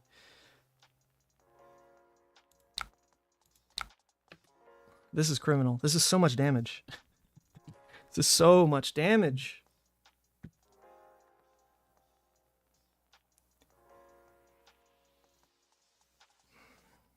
Alright, they're giving up the Ironhides, which means they're giving up another card. Still a really big deal if Ravenous hits here. Massive deal if Ravenous hits.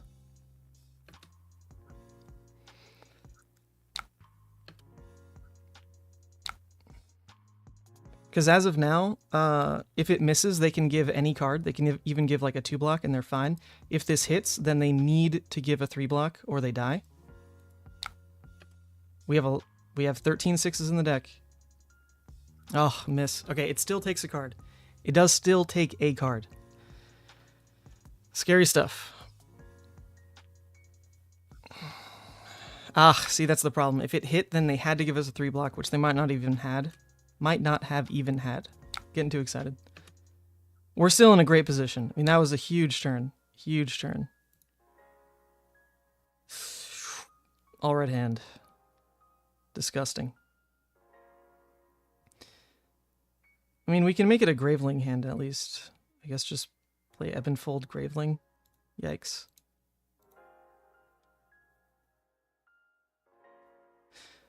Ebonfold might also draw a resource card, so we will do that. Pitch the Howl from Beyond into Ebon, banish Deadwood, see what we draw. If it's a yellow, we'll just throw the Dread Screamer alone. Okay, they also... Oh, I didn't even see what they did, but they hit 3 Blood Debt here. So that's pretty scary, because they need to play 2 out or they die. They can play 2 out, to be fair. They can do it. They can play Rifted into... Ooh, they're going to crack Aether, actually, for the Piercing. That's a pretty big deal. Oops. Wait, sorry. Sorry, I want to think on Ebon. Let me... Yeah, sure. Okay. Yeah, so the one thing that we have to consider then is when they Rifted, do we actually Ebon? Because Rifted coming in here, if it pings us for the Arcane, they're going to crack... Oh no, they can't crack Aether unless they play a non-attack, right? So the Arsenal would have to be a non-attack. The Arsenal would have to be a non-attack. What's the likelihood of that? Probably pretty likely. Chane tends to Arsenal a non-attack. Like if it's a Captain's Call, right? That's worst case. It's Captain's Call. They Aether Ironweave. They play out like the Bounding into Piercing. That's pretty backbreaking. So if it's that, and we Ebonfold to block the 1 Arcane, that also saves an extra 2 life here, but do we still die? It would be 3, 4, 5, 6, 7, 8, 9. And we're at exactly 9, so we have to give a card. Our turn is just basically 3-card Screamer.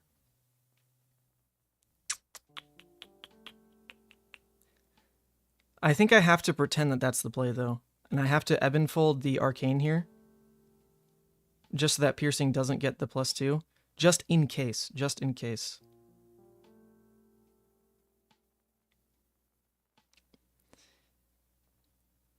If their turn is then just play out the Bounding, my turn can be just Deadwood, I guess. Feels miserable on the all reds. Yeah, I think I have to do this though. I'm going to deny the Arcane. I'm going to not block the Rifted.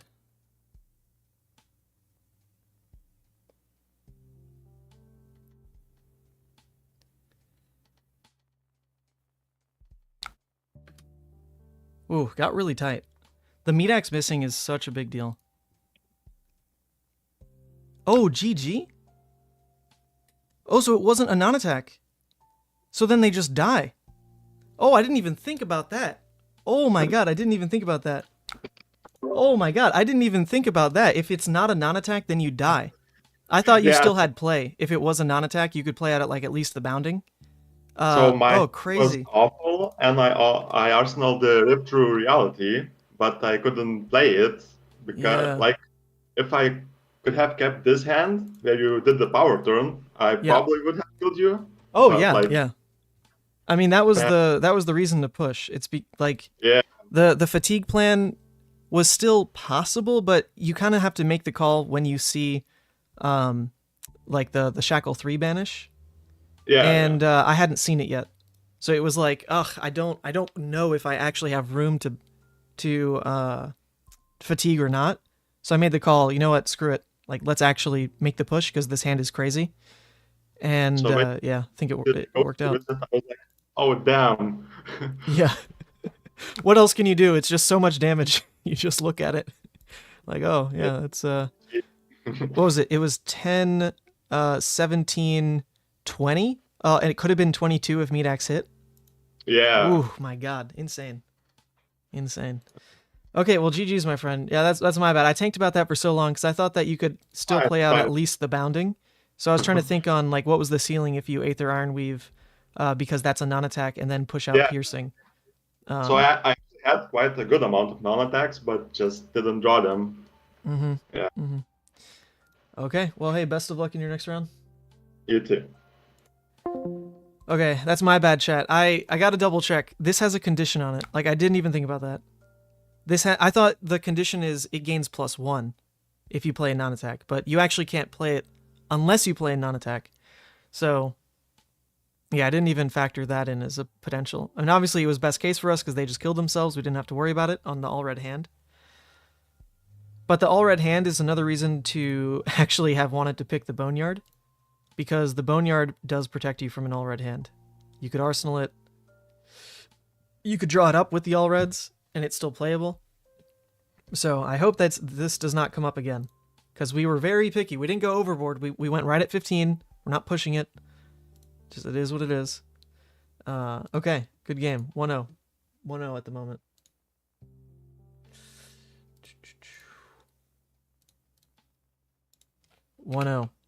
Let me look for another one. 1-0. I guess I'll start a link.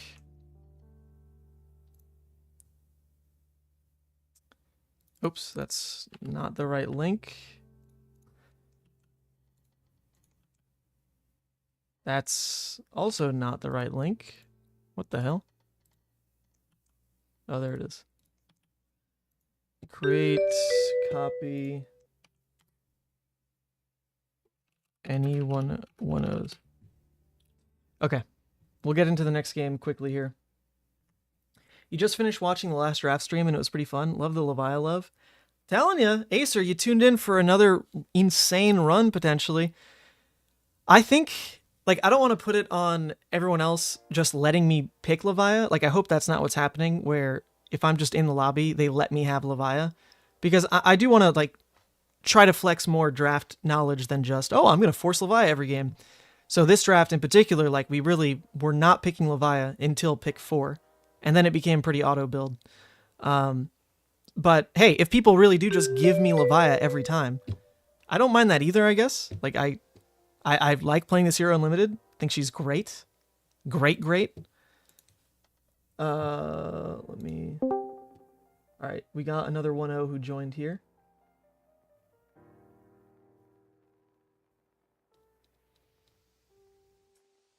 Updates. We don't know the result of Balake's game, I believe.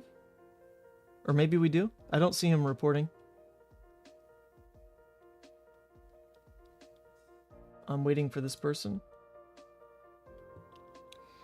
Yo, in game room 1. No, I believe there's 2 Levias. I didn't quite check that because my tokens wouldn't load. So I don't know what happened here, but there's at least the one other Levia here, and they did lose. So this is what we were saying. They were to our left. So we were initially giving them signals that Levia was open, but then we cut into Levia, and I think really hurt what they were getting here. So their deck is significantly weaker than if they were, you know, more to my right, because we cut Levia cards super hard, pick 4 onward, and there were only like one Levia card like left for whatever reason. I feel like one of these people was maybe starting Levia but then switched off. Or no, that doesn't make sense, because we started cutting on pick 4. So when this Levia was picking cards and leaving only one left, and there were no wheels left, we picked the last Levia card. And for whatever reason, the cards were insane. It was all like the highest quality reds. So this person got like no Levia wheel cards pack 1. And then pack 2, I feel like we still got insane stuff. Like that's where the reds really took off, I feel. We definitely got some filler blues as well, so they likely got quality picks somewhere in that pack. And then pack 3, I don't remember at all. Pack 3 was just, we were fixing ratios, so don't quite know what they ended up with. But I feel like their pack 1 was probably pretty weak. And they did lose. They did lose their first round.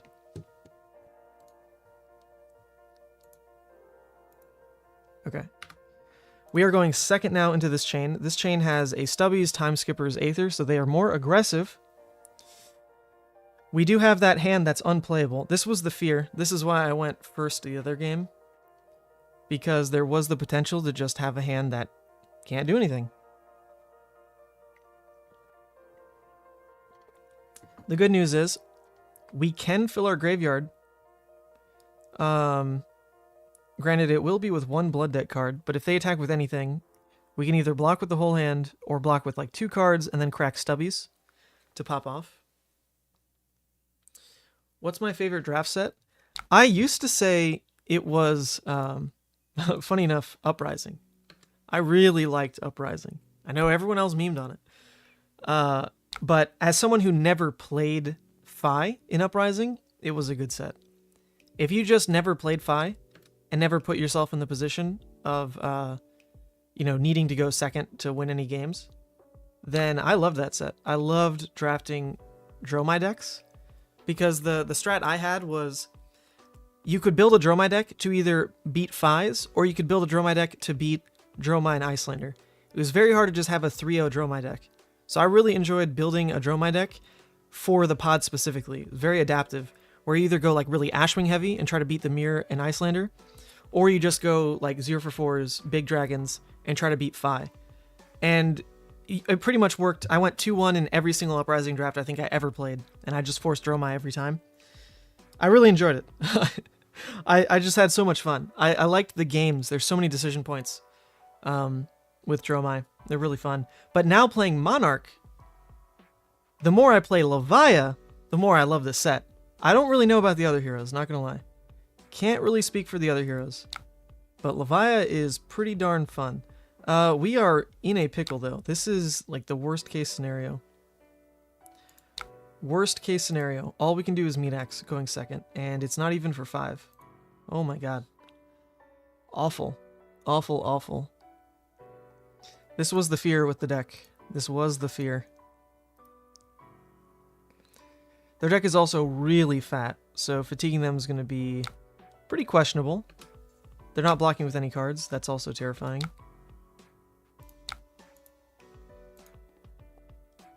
They hit a Ghostly Visit off the rip, so this is likely over. It's just how it goes. We can't even fill our graveyard with a 6 to turn on Graveling. So our turn is just full block out and pray.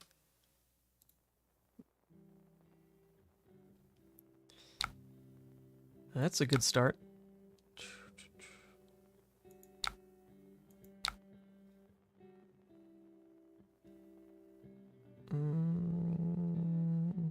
Doesn't really matter to cover the full 6 here, to be fair. We definitely want to block the Galaxy Black that's likely coming. They could go Ghostly into Galaxy. That's pretty easy for them to do, so throwing the 6 here is actually a little weird. I think I'd rather just do this. Save a 3 block on the Galaxy.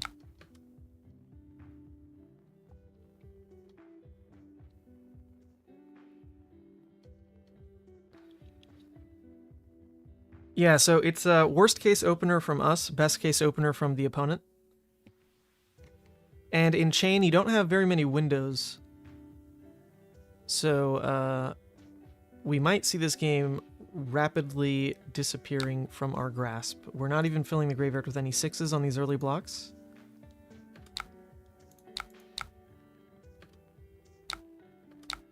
They are taking a blood debt on the Ghostly, though. So they wasted a turn, because they could have Soul Shackled. Wow, I'm actually very surprised that's what happened on their turn. They played a Captain's Call. And then didn't even end up Soul Shackling to get a Ghostly out? Okay, well. That's interesting. Okay, no 6s in the graveyard, so we can't even look at the Dread Screamer play being a thing. So unfortunate. It would have to be we block with this Graveling and then pretend that we hit this Graveling on this Dread Screamer so we can play this Graveling. That's a lot to hope for, and I don't really want to do it, because it would mean we have to play into Blood Debt. And from the way our opponent played, we might be able to just beat them. Our opponent is 1-0, so we can't make any assumptions about player quality, but like that was a very strange use of resources. Very strange use of resources. We saw a Blue Seeds pitched back in. Oh. Hello. Are you no variance? Oh, are y'all running a different game? A different draft? Oh, my bad. Yeah, okay. Oops. We got... yeah, I think that guy's from a different draft. I don't know what happened. Interesting. Okay, anyway.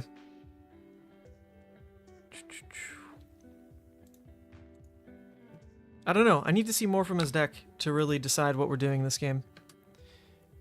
But if they pop Time Skippers on a relatively weak turn, then we really might be able to fatigue them out. If they don't compound their resources into one big turn, we might be okay. Our deck blocks pretty well. We only have 4 non-blocks.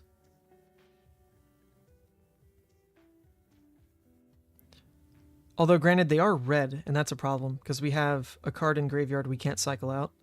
So if we end up stuck with like 1 non-block red in hand, there's nothing we can do with it. That does feel really bad, so we have to be careful of that. They went for Time Skippers on this Ghostly play, so at minimum, Galaxy Black is easily coming in. They can Soul Shackle the Galaxy Black, so it's likely the next attack, and they won't show anything else for it. They could then pitch and come in with something tall, like a Surging Militia or Stony Wootenhog. But if we're blocking with 4 cards across the board, then I don't think we super mind where we block with things, as long as we make sure to cover Galaxy Black specifically. So yeah, let's do that.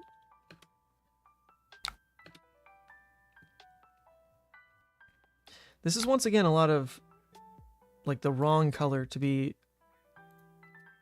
too scared. I mean, I guess Rifted and Seeds together. Those are Arcane Pings back to back, but Seeds only triggers, Blue Seeds only triggers on a 0 cost, so they can't stack it necessarily. They'd have to have a 0 cost left. But that is 2 Arcane Pings they're pitching back in, which is scary. That is scary enough.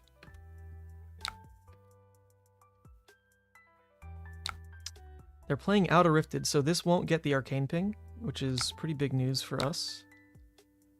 They're pitching back in a Talisman of Dowsing. Okay, their deck might not be that high quality. It's looking just a little awkward, because I don't know why you would want to run the Talisman of Dowsing into Levia. Best case for me is milling a non-block on the Ravenous Meataxe here. That'd be incredible. So really hoping that happens. Yes! Oh, best case. Best case. We milled one of our non-blocks, so we only have 3 left in the deck. 2 more red Deadwoods. 1 blue Deadwood. The blue Deadwood we don't mind, because we can at least keep it for Ravenous Meataxe. The 2 red Deadwoods we do care about, so ideally we'd like to play out one and then just not see the last one. Because the game won't really go through our full deck. I mean, it might. They didn't shackle on a turn. So I don't know how that changes the pace of this game. Interesting. This will be a cool one to see play out. I definitely felt like it was going south off the rip. But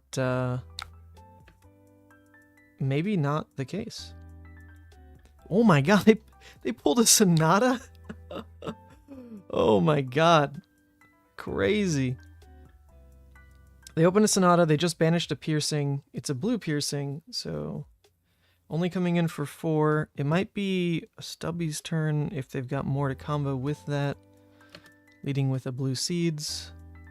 We haven't seen any rip through realities yet, but we know our last opponent had at least one that he said he arsenaled. There might have been one more in the deck. I didn't really see any passing around, so I can't say for sure how many the Chane has, but that's where Ebonfold comes in.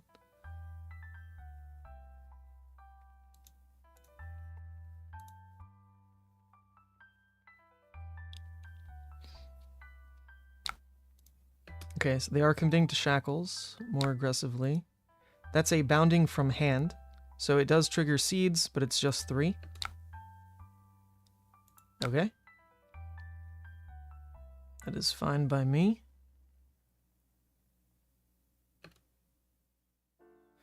So this is just a 2 action point turn. They do get to reset Arsenal off of it, but I wouldn't consider this that scary.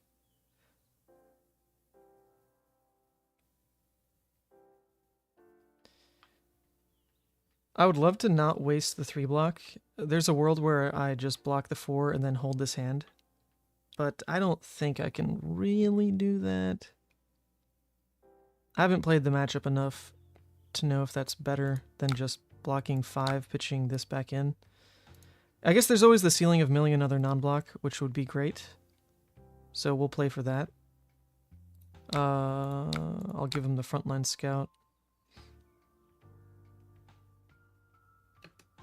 Actually, funny enough, it might be better. I doubt the situation comes up. It might be better to keep the frontline scout if there's ever a situation where I can play it out Arsenal. Okay, anyway. Oh my god, okay, that is so good. We milled 2 non-blocks off the top. Oh, that's nuts. That's nuts. We milled 2 non-blocks off the top. We are lucky. Lucky. I don't even know if this translates to a win. It's a bit of an awkward game, but our awful start is getting bailed out here by basically a draw sequence fix from our deck. The meat axe is making it so our plays are pretty linear. We don't need to worry about non-blocks. Now we only have 2 left in the deck. They're giving us another Arcane Ping. Oh no, we have the Deep-Rooted. Ah, I forgot about that. Okay, Deep-Rooted is a problem. We can at least pitch it into meat axe. Don't mind that. But that does mean there's 3 in total. There's the Deep-Rooted, the Deadwood Red, Deadwood Blue. Forgot about that. Their banishes hit an Unhallowed here. Unhallowed obviously gets back a Seeds. This turn is still not a 3 action point turn out of them. Just 2 action points.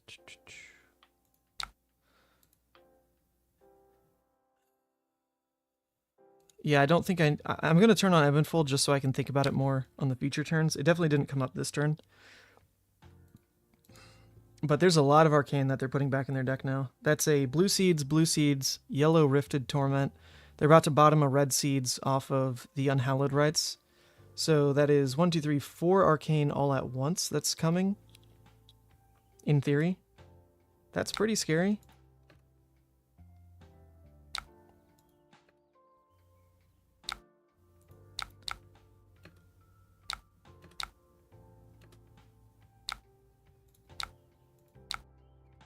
Oh, Meataxe, you gotta chill. Holy shit. That is Deadwood, Deadwood, Deadwood off the top. You gotta chill, Meataxe. That's crazy. I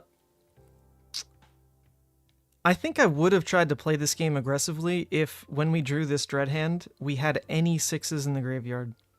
But our graveyard had been filled with just junk. Absolute junk. So to try to keep cards for a Dread hand just wouldn't work. And then at that point, it's a little too late. Like, I'm under threat of too much damage. But, I mean, the fact that we've had a 1-card 5 3 turns in a row now, that's also milled a non-block is massive. So it did work out, but I don't think strategically this is what I wanted to be doing. They're giving us another blood debt on the block. We really only need to survive 2 more turns. They banished 2 more arcane sources. In theory, a 3rd arcane source if this was going to hit. Just to find a yellow bounding, which does not come in for a breakpoint. So I doubt this turn is super scary. This could be their Stubby's turn. Wouldn't surprise me if they set up a way to go 3 wide. This could be a Stubby's turn. We did find our non-block, so we're hoping it's not a massive turn because we need to actually play it out. Like, we have to keep this 2-card hand. So I do consider myself lucky that we even found a blue next to it, because if we didn't, that's awful, right? If we didn't, that would have been the worst.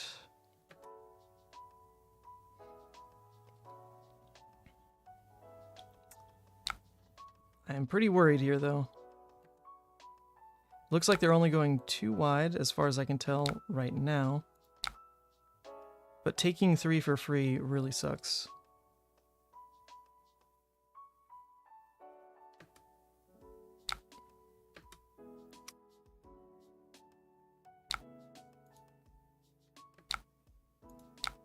Okay, it is just a 2 action point turn.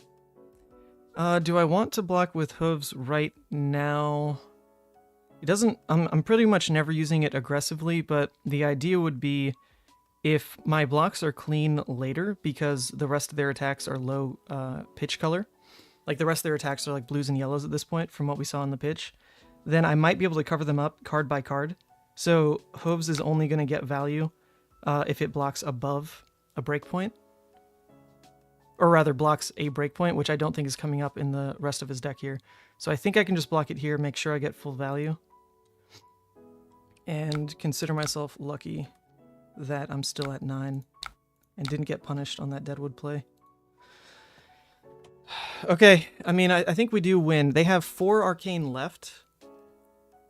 They have 4 arcane left, but we have Ebonfold, and I don't think they can go 3 wide. It seems like their deck didn't have a lot of it. I didn't see anything pitched in, and they just cycled out their arsenal, so I guess this arsenal could be that missing piece. Like, it could be a Captain's Call. It's probably not a Shadow Puppetry because we have the Shadow Puppetry.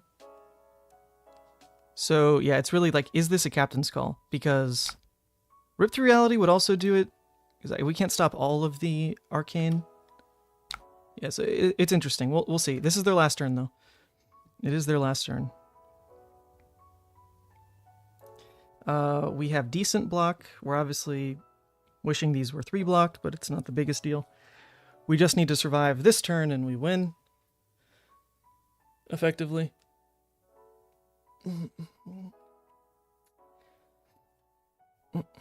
Yo, what's up? Azareth Stryth. We got Devin in the chat. Yo, Devin, are you going to go to Cincy? That's close enough for... Oh no, that's not close to Pittsburgh, is it? Pittsburgh is like this way, Cincy's this way. Are you still going though?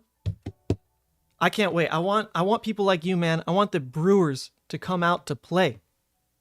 I want you... Okay, can you not play Lexi? Get Pat off Lexi though. Oh, it's only 5 hours? Not bad, not bad. You guys gotta play the good stuff. The juicy, the Vincent decks. The Levia decks. Can't say Levia Redeemed. Maybe it's not a deck.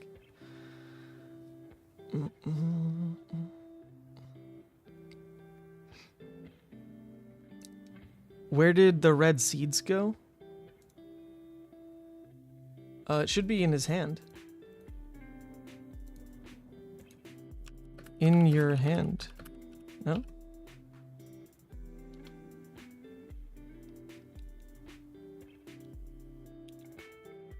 Wait. Wait, it would be...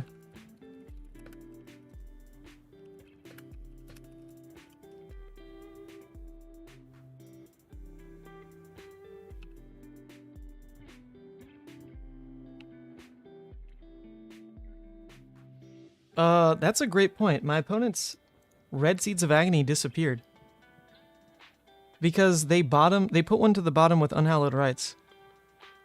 That wasn't last turn, it was 2 turns ago, so it actually should have gotten banished. It would have gotten banished in place of, like, the red seeds, right? So in theory, you'd have a red seeds banished, and the blue would be in deck. Oh, I didn't even notice I'm on the wrong screen size. My apologies, people. My apologies.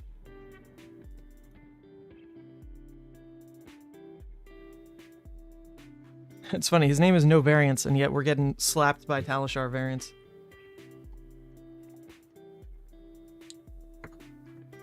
Okay, yeah, so this is supposed to be a Red Seeds of Agony, and this would have been in deck here. So I don't know how we can realistically fix that. I can -1 life on... I can... when you play blue, if you can't otherwise trigger it.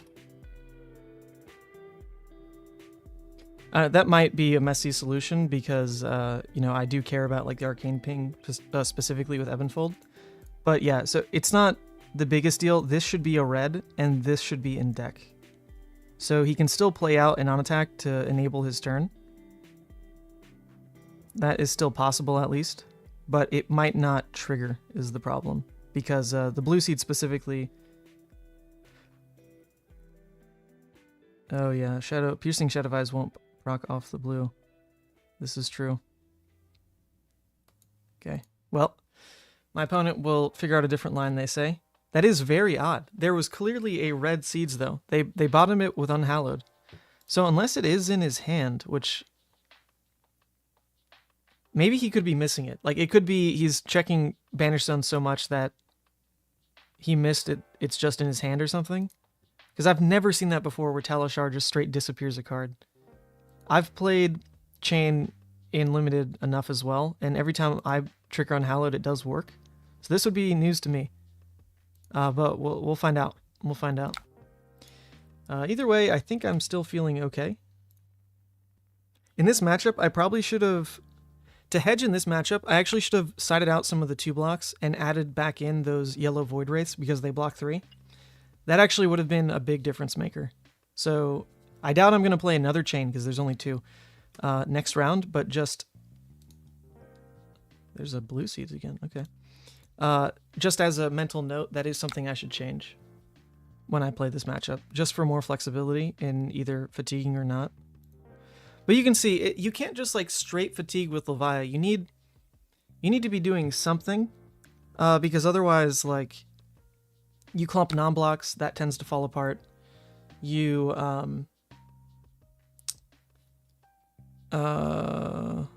aren't putting on enough pressure where like even a 1-card hand to keep swinging Meat Axe like threatens lethal next turn. Like, you do have to play the game a little bit. But these were 2 very different Chane games, so I've enjoyed that at least. Okay, so now he's playing out Rifted Torment. This is what we were assuming we'd use Ebenfold on to try to stop the fact that it was next to, what, like a yellow piercing, I think? So strategically, I was always doing this anyway, I guess. But I do believe the red seeds was supposed to trigger on the piercing, and like that's the difference. Okay, so I'ma let this through and pretend it was red seeds, basically. Because the plan was to Eben here, but wouldn't work on red plus rift. Alright, so I'm going to let this through just to try to fix the Talishar bug, basically. I want to see if I can still survive. So we're not going to Spell Void this. We're going to be nice. I still think I don't, like, really mind, though. Like, we have enough life here. We can play through it.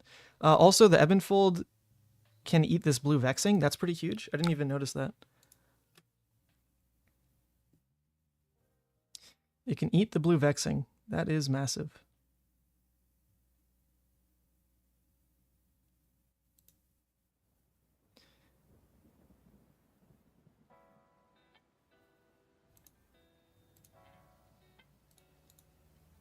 Scroll up in the text and look at the Unhallowed trigger. He can't play the blue Vexing ever.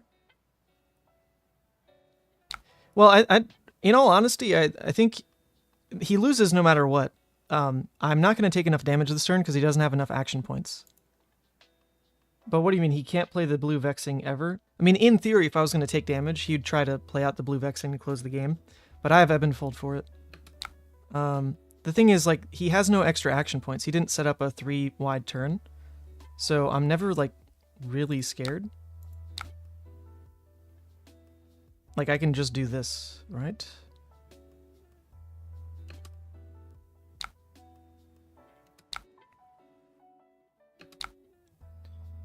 So I'm going to have one more 4-card hand. As long as I keep, like, a card, I'm fine. Because then I can just meat axe forever. So I need to keep 1 card and play through his 3 cards and not die. I mean, that's easy enough. I'm forced to keep the Deep-Rooted anyway, so there we go.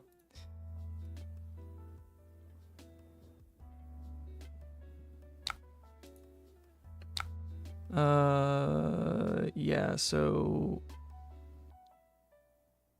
I don't think I need to worry about pretty much anything. I actually do want to block with all the cards, though, in theory, because that way I'm not wasting anything to Ravenous Meat Axe.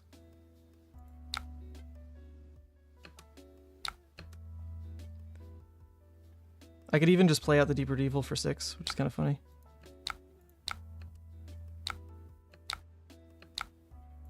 I mean, this just wins the game. Alright, very strange endgame with the double blue Vexing there. But we do win.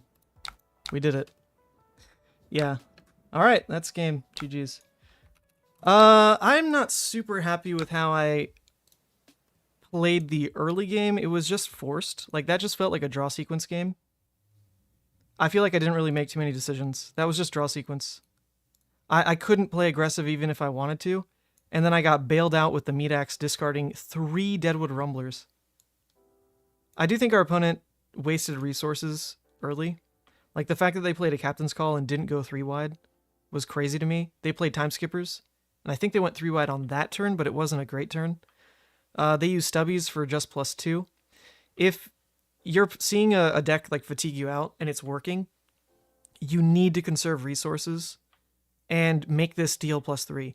Make this go 3-wide. Make this go 3-wide above blocks, you know?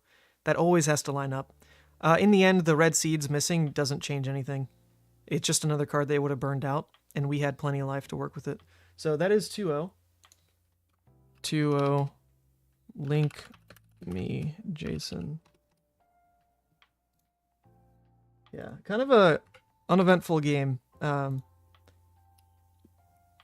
Those draw sequence matches are weird. I mean, we just got bailed. As soon as the Meat Axe was discarding the non-blocks, it was like, okay, brain off. Brain off. The deck is just going to function. I do think the learning moment, though, is just in sideboarding. I sided out the Void Wraiths, but they block 3. And so does the Boneyard. So these probably should have gone in over the non-blocks, and then I just don't worry about it, right? I take out the Deep-Rooted, I take out the Deadwoods, I just put in these, and I guess the Spew Shadow, and I just don't worry about non-blocks in the deck anymore. Granted, that game made these look good because they triggered Meat Axe. So the difference would have been I put these in the deck, and then those turns where I Meat Axe, it doesn't actually get +2, which was relevant because it got +6 over the course of the game. But still, strategically, that is just the change, right? I want to be more flexible. So these going in fixes that hole a little bit. I do keep in like 1 Deadwood, I would think. Like 1 red Deadwood, because I can only swap out 4, and that's still fine. Yo, what's up, Jason? Yo. We meet again. We do. Are you on Levia or Chane? Levia. Come on, man. Of course. That's sick. I knew you'd be Shadow, I just didn't know which one. I didn't want to play Levia. I hedged my first 3 picks into Chane, and then, nope. Levia was too busted. Had to switch it up. Do you not play the Light Heroes? Nah, Prism's boring as shit, and I don't like Bolton. So that's it. Fair enough. That's just... I know. It's a very narrow worldview. I'm Demonastery all the way. Okay, let's put this in. Take out...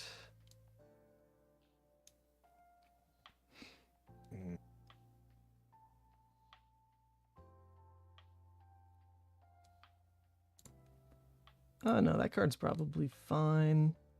Maybe I just run it at 31. This card never did anything, but it is a card. Maybe I go to 32 and add these.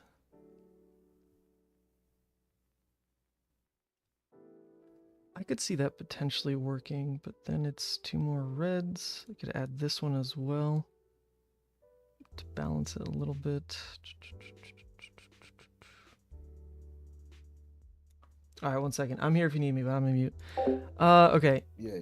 Into Prism, they can try to fatigue you, is kind of the problem. Prism can get to a state where they block so well that they try to let you play into Blood Debt and then live.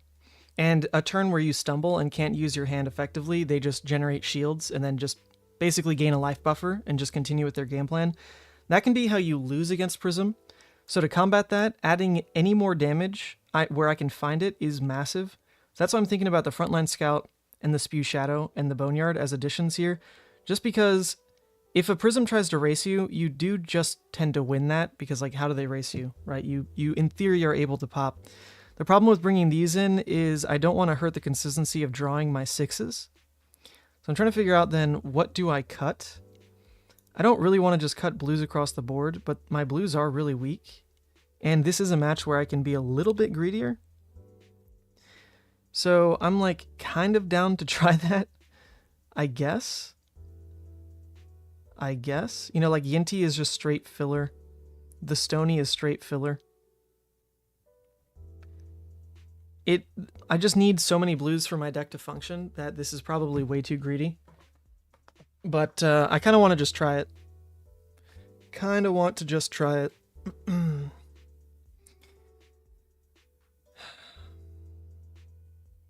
I don't think I need the Boneyard yellow. It doesn't really do anything. We're going to trade 2 filler blues for 2 more aggressively oriented cards. This is a matchup where you really don't meet X. Ever. So let's try this. Might regret it deeply. But I'm in the business of needing a damage in this matchup. Okay. They have a Halo, Dreamweaver's Ironhide. Not a Luminaris. That's nice. We have really good plays back to back, so we're just going to pass. Because we can Arsenal a Deadwood, play a Deadwood, and then play a Deadwood. Alright, now we're actually going to play a Deadwood because they filled the graveyard for us. So when they fill with a Halo of Illumination, we can now banish that if we discard a 6, which is a big deal. Pretty big deal. I love it when Prisms do this.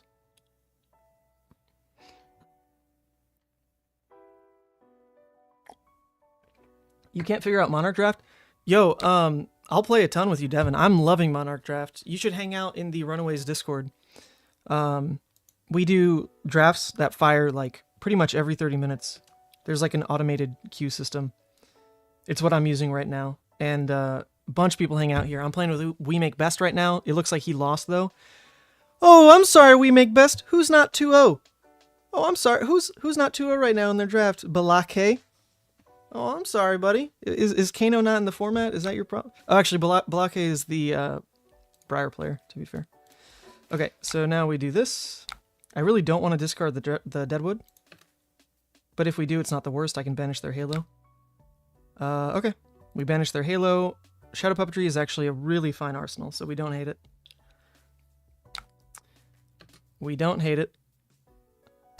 Oh my god, they took 4 turn 0. I will allow it. They're going to go ahead and make a shield with a red glisten. Go into their turn with a shield, but we've got our large hand already building with Shadow Puppetry that can force fill the graveyard. I think we are fine. Well, okay, questionable hand. But this does at least let us Shadow Puppetry Frontline Scout into Ravenous Meataxe. Very awkward turn, but it's a easy turn to pull off.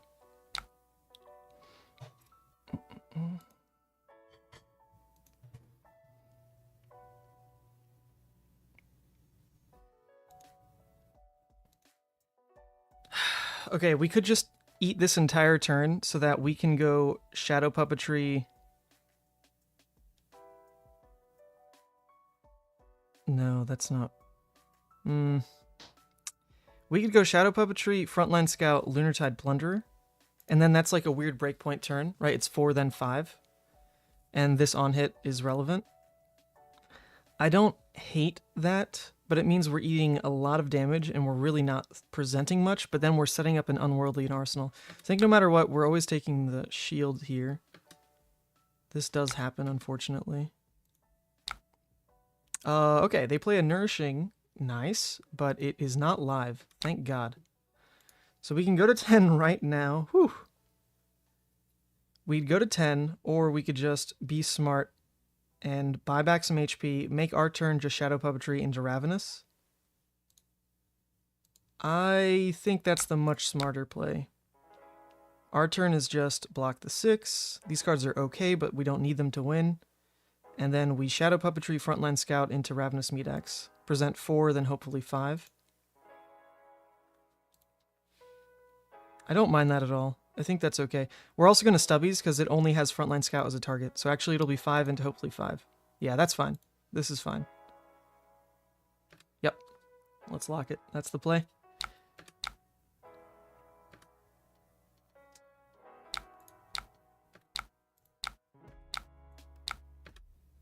Woo! Alright, they have an Impenetrable Belief, which is not live this turn. Seek Enlightenment, just a red 2-block. A blue that they want to keep, and a blue that blocks 3. So if this hits a 5, we're actually threatening the Spectral Shield. There's nothing they can do about it. If it hits a 3, they can get around it. So we really want this to hit a 5, obviously. Or they just let it go right now. Oh, duh, Rally. Rally can trigger. Okay, pretty good. They can actually protect the shield then. But that's giving us their whole hand if they do that. Nice. Come in for 5. Go ahead, trim a non-block. Okay, it's what we want. We want to draw into a pretty gas hand here. Our graveyard's looking nice and stocked. This hand's decent. This hand is decent. So we can either make it...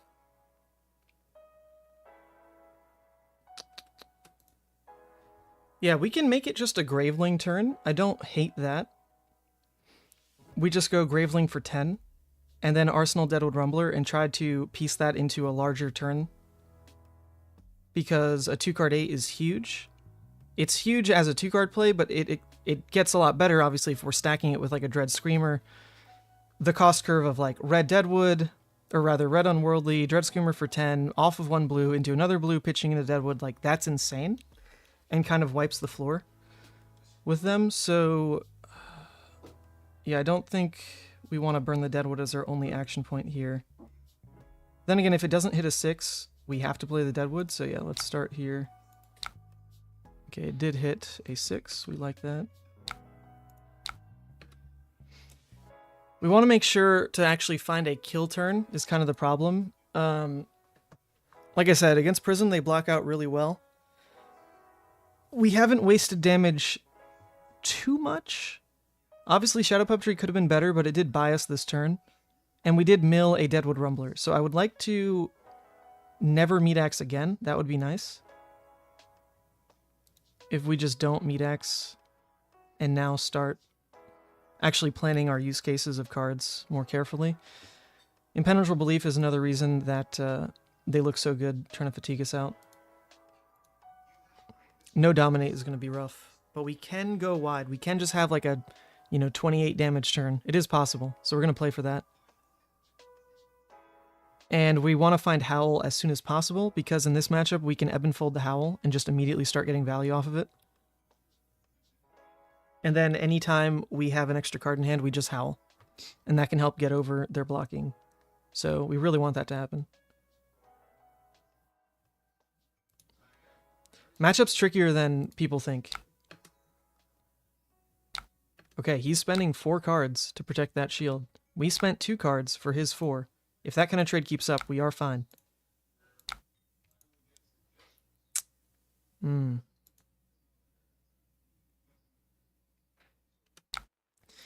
Oof, I just said I don't want a Meat-Axe, but this is a Meat-Axe hand, unfortunately.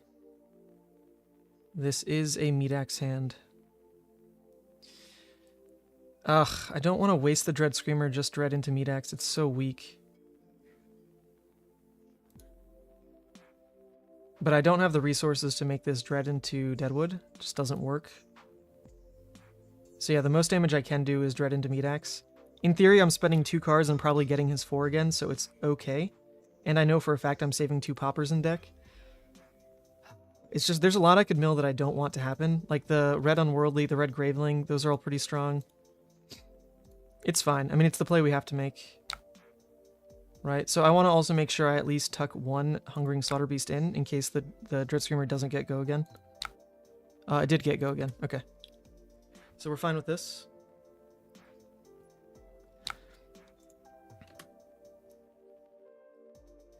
Yeah, but I actually want to be playing into Blood Debt. Otherwise, I lose a lot of damage, right? So... Oh, nice. Howl discard. I will allow that. I actually want to be playing into Blood Debt, though, because that's how you win this matchup. You just need above rate damage, like constantly, to overcome their blocks and threaten their shield. That's how you win. So if I don't play into Blood Debt, then I'm just not going to have pressure. And my graveyard is very full, especially now with the Howl from Beyond. It feels really good. Oh, nice. This is beautiful. Okay, so now our best turn in theory is hitting the Howl and a 6 on this Dread Screamer. Let's do it. Ooh, okay. Very rough. We missed go again. We missed go again. That's almost worth popping Ebonfold hooves for, but I think we can just let it be. I think I can let it be. Well, we'll see how they block, and then we'll decide on Ebonfold. Pretty big whiff, though. It was 3-3.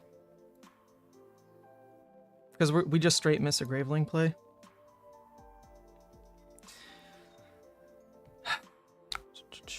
Okay, I almost do want to just Ebonfold for the Deep-Rooted Evil. Because we're not really going to get more value out of the Ebonfold. We don't need to pop hooves.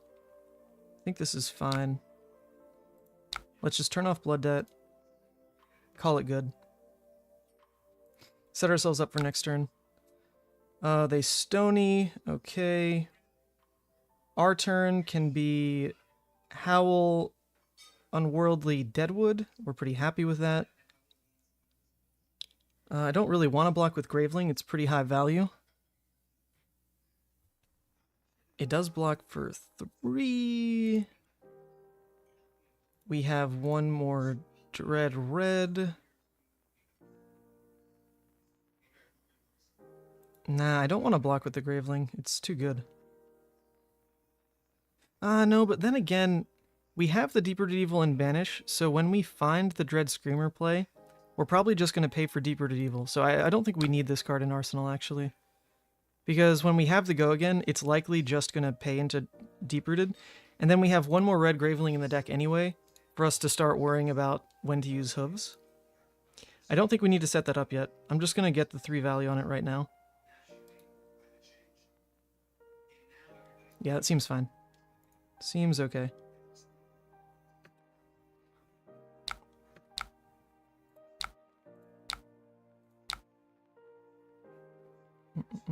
Oh, actually, I didn't consider that. If we re-banish the Howl, having the Graveling would have been massive. I didn't even consider that.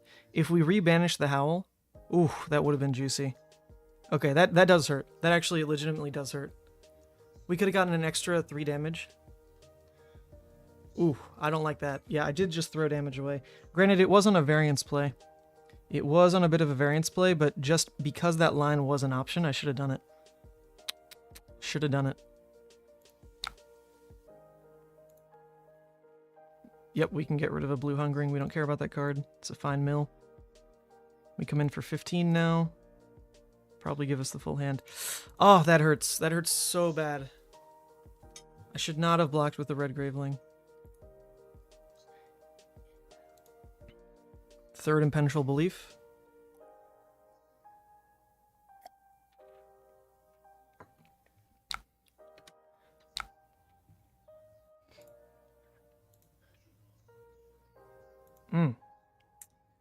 Also not good. Oh my god.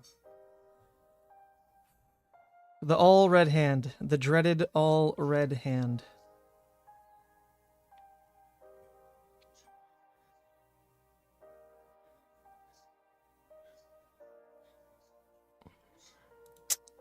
Yikes, yikes, yikes. That's the trouble. We did add the Spew Shadow. We did specifically add the Spew Shadow over a blue, so I'm feeling it. Like, that is the swap. I got greedy. I got greedy. This swap is hurting.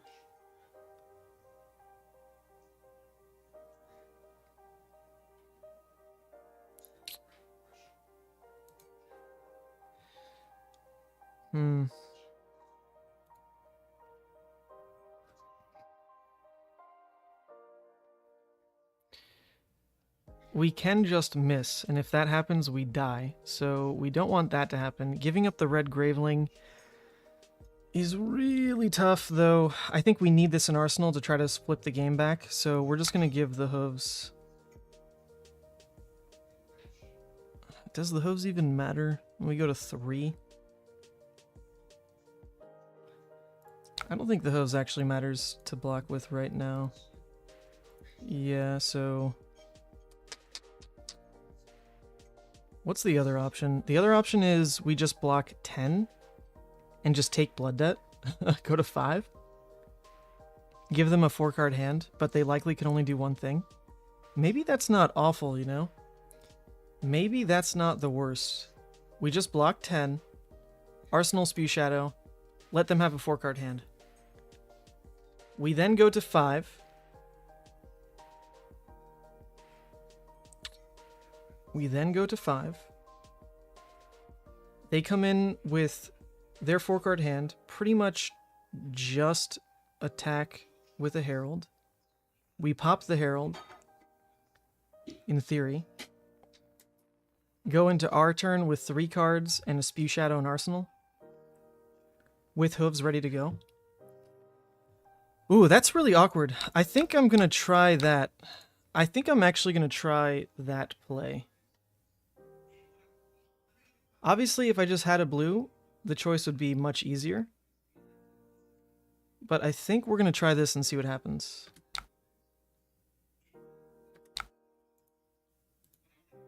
There's our way to turn off Blood Debt, or rather to pop. This is back in our pitch stack. We're running out of cards now, though. So we need to make our kill turn happen pretty quick. I think we pitched in a yellow Unworldly, right? Oh!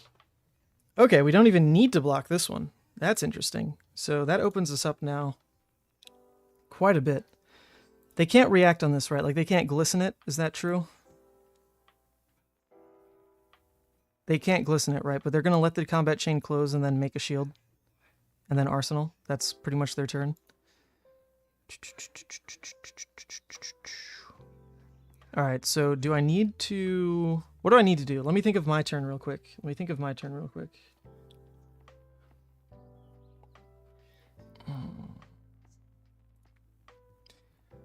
I have a miss, miss, miss, miss. 4 misses in the graveyard.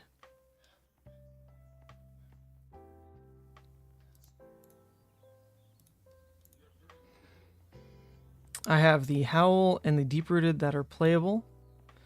So ideally I can lead with Howl. No, I don't really want to fill my graveyard that way. Ideally I can lead with Spew Shadow targeting Dread Screamer. Hope and freaking pray Dread Screamer hits. That leaves me with 2 blues, 2 floating. Dread Screamer comes in for 8. Then I can pitch this blue for the Deep-Rooted Evil. That'll be a 14 damage turn, and I get to Arsenal the Hungering Slaughter Beast. Is that really ideal? Sorry. Big turn. That can't be ideal. I definitely want to Spew Shadow the Dread, though. That has to happen. Like, I need to push... Oh, wait, I actually can't... All my red dreads are in graveyard. Oh my god. Oh, that's awful. So, I can't really spew next turn. I have to spew... right now. So the way I would do it is Howl, Hungering Slaughter Beast, 2 floating with these guys left. In theory, if I hit the Howl on that banish, I can Howl again into, Cracking Hose obviously, into the Deep-Rooted Evil. Like, that is a play line. That is a playline.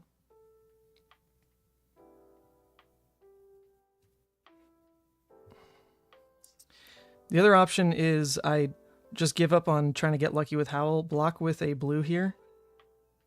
And then my turn is just Hungering Slaughterbeast, Hooves, Deep Rooted Evil. And that's okay.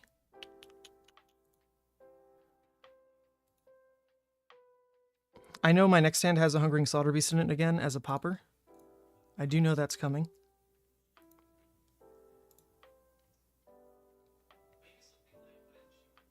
Yeah, I think I just block for 2.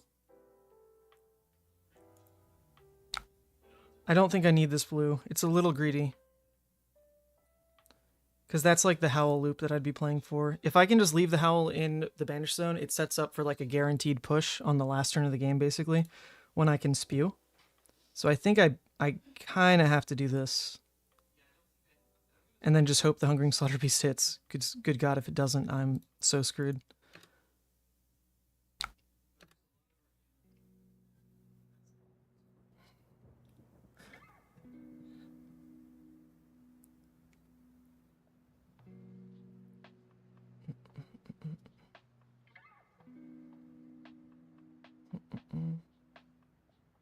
Why has it gone straight to Arsenal?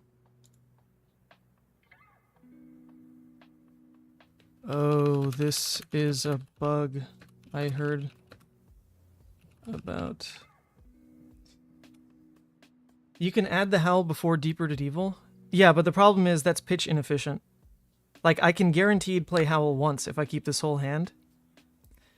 But I can only play it twice if the Hungering Slaughterbeast banishes it. So in this case in particular... So I have to do it again and hold priority because it went straight to my arsenal and didn't let me do any actions. Yeah, I heard about a bug like that actually in a previous draft. Supposedly because you don't have any other action points or anything, it does skip. But yeah, you should be able to close combat chain then Prism, obviously. Okay. I put always hold priority. Hopefully it does it this time. Okay. Yeah, I hope so. As everyone's saying. You know, I did say that always playing Howl out matters more than blocking. So maybe I should do that. Maybe I should just go to 1. Ugh. The fear I have, though, is that they return a 2-card hand that's just like some dinky 2 for 4 again. And then I'm screwed, because if I go to 1, I have to give 2 cards on it. That specifically is why it feels really bad in this case. Going to 1 when I know they pitched in like a pound for pound or whatever it was. If they can 2-card for me next turn, I'm going to feel awful. So I think I do have to give a card, even though I do always say the Howl is better than the 2-block. So maybe because of that, I just block with the Endless instead. I don't know. I was thinking the Endless can maybe work its way into a play.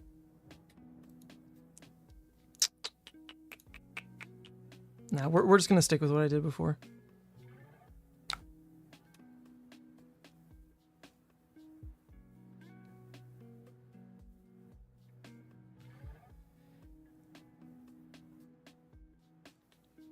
Oh, they don't get an Arsenal off. Okay, that's actually relevant. Yeah, so now, like, if I can't break the Spectral Shield, I mean, I will, because I have enough damage. Their turn is just swing 4. Okay, whatever. This is the play. Nice. That's the perfect banish for us. Actually, not perfect. Shoot, we needed to banish a Dread Screamer. Oh, that's awful. Oh my god, not banishing the Dread Screamer is actually horrible.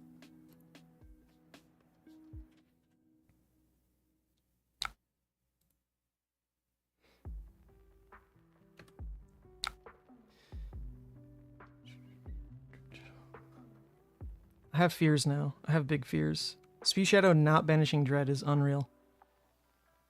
Unreal.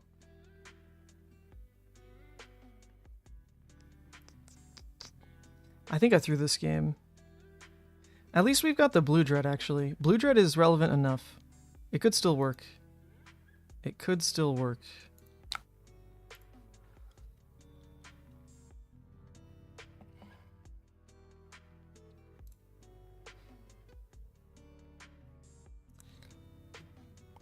Yeah, maybe I should have kept it because this is presenting... This would have presented an extra 3 to make them block, and then that's the same idea of like if they 2-card for me, I need to play around that. If I just converted to more damage, I didn't need to play around that. Yeah, I think this was a throw, actually. I think that just was a throw. It should have been Howl, not block. They give me the 2 cards, so they don't return for an attack anyway. So now we've got... This is kind of like our big deal turn. I did mention before we had a yellow Unworldly left, but then I forgot about it. But it is true. We have the yellow Unworldly here. What can we make happen with this hand? Because now that means we've got 2 pushes left. We can Unworldly try to hit the Dread Screamer.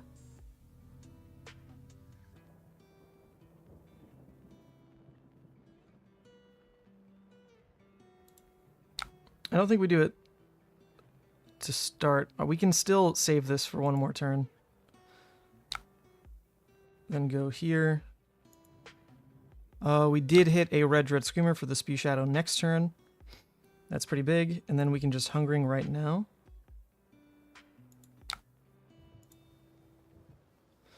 It hit the Howl and the Deep Rooted. Okay, we're setting ourselves up pretty nicely. We do have 3 misses though.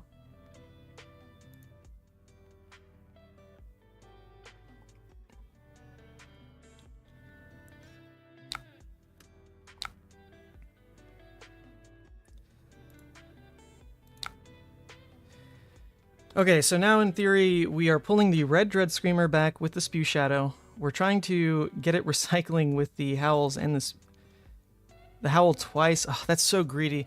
Because it would be we Howl, then we Spew. Our graveyard is at 5 misses, and it's just like, if Dread doesn't hit, we lose. Oh, that's so bad. So I don't think we Howl first. That can't be right. Yeah, I don't think we need to Howl first, because the turn we've got going right now is Spew Shadow, Red Dread, play Red Dread, then Howl, then Endless Maw, and like that's our turn, in theory. Alright, let's target this guy.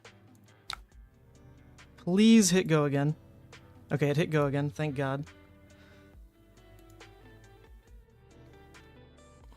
Actually, we might not want to play the Endless Maw, to be fair, because we want to be able to turn off Blood Debt one more time this game. So it might just be a Deep Rooted Evil. It's 1 less damage. Let me see what happens. I don't know why I just like can't count anymore. I'm just giving up on counting. I think this is too much damage for them to live through though, right? I go Howl. I mean, if it misses, sure. This should be too much damage. Yeah, I think they're dead. Fuck it. They're dead. They're dead. I'm just gonna say they're dead. Yeah, they're dead. Okay. Holy moly. GG's. Nice job, man. Oh, dude. Our games are always so good.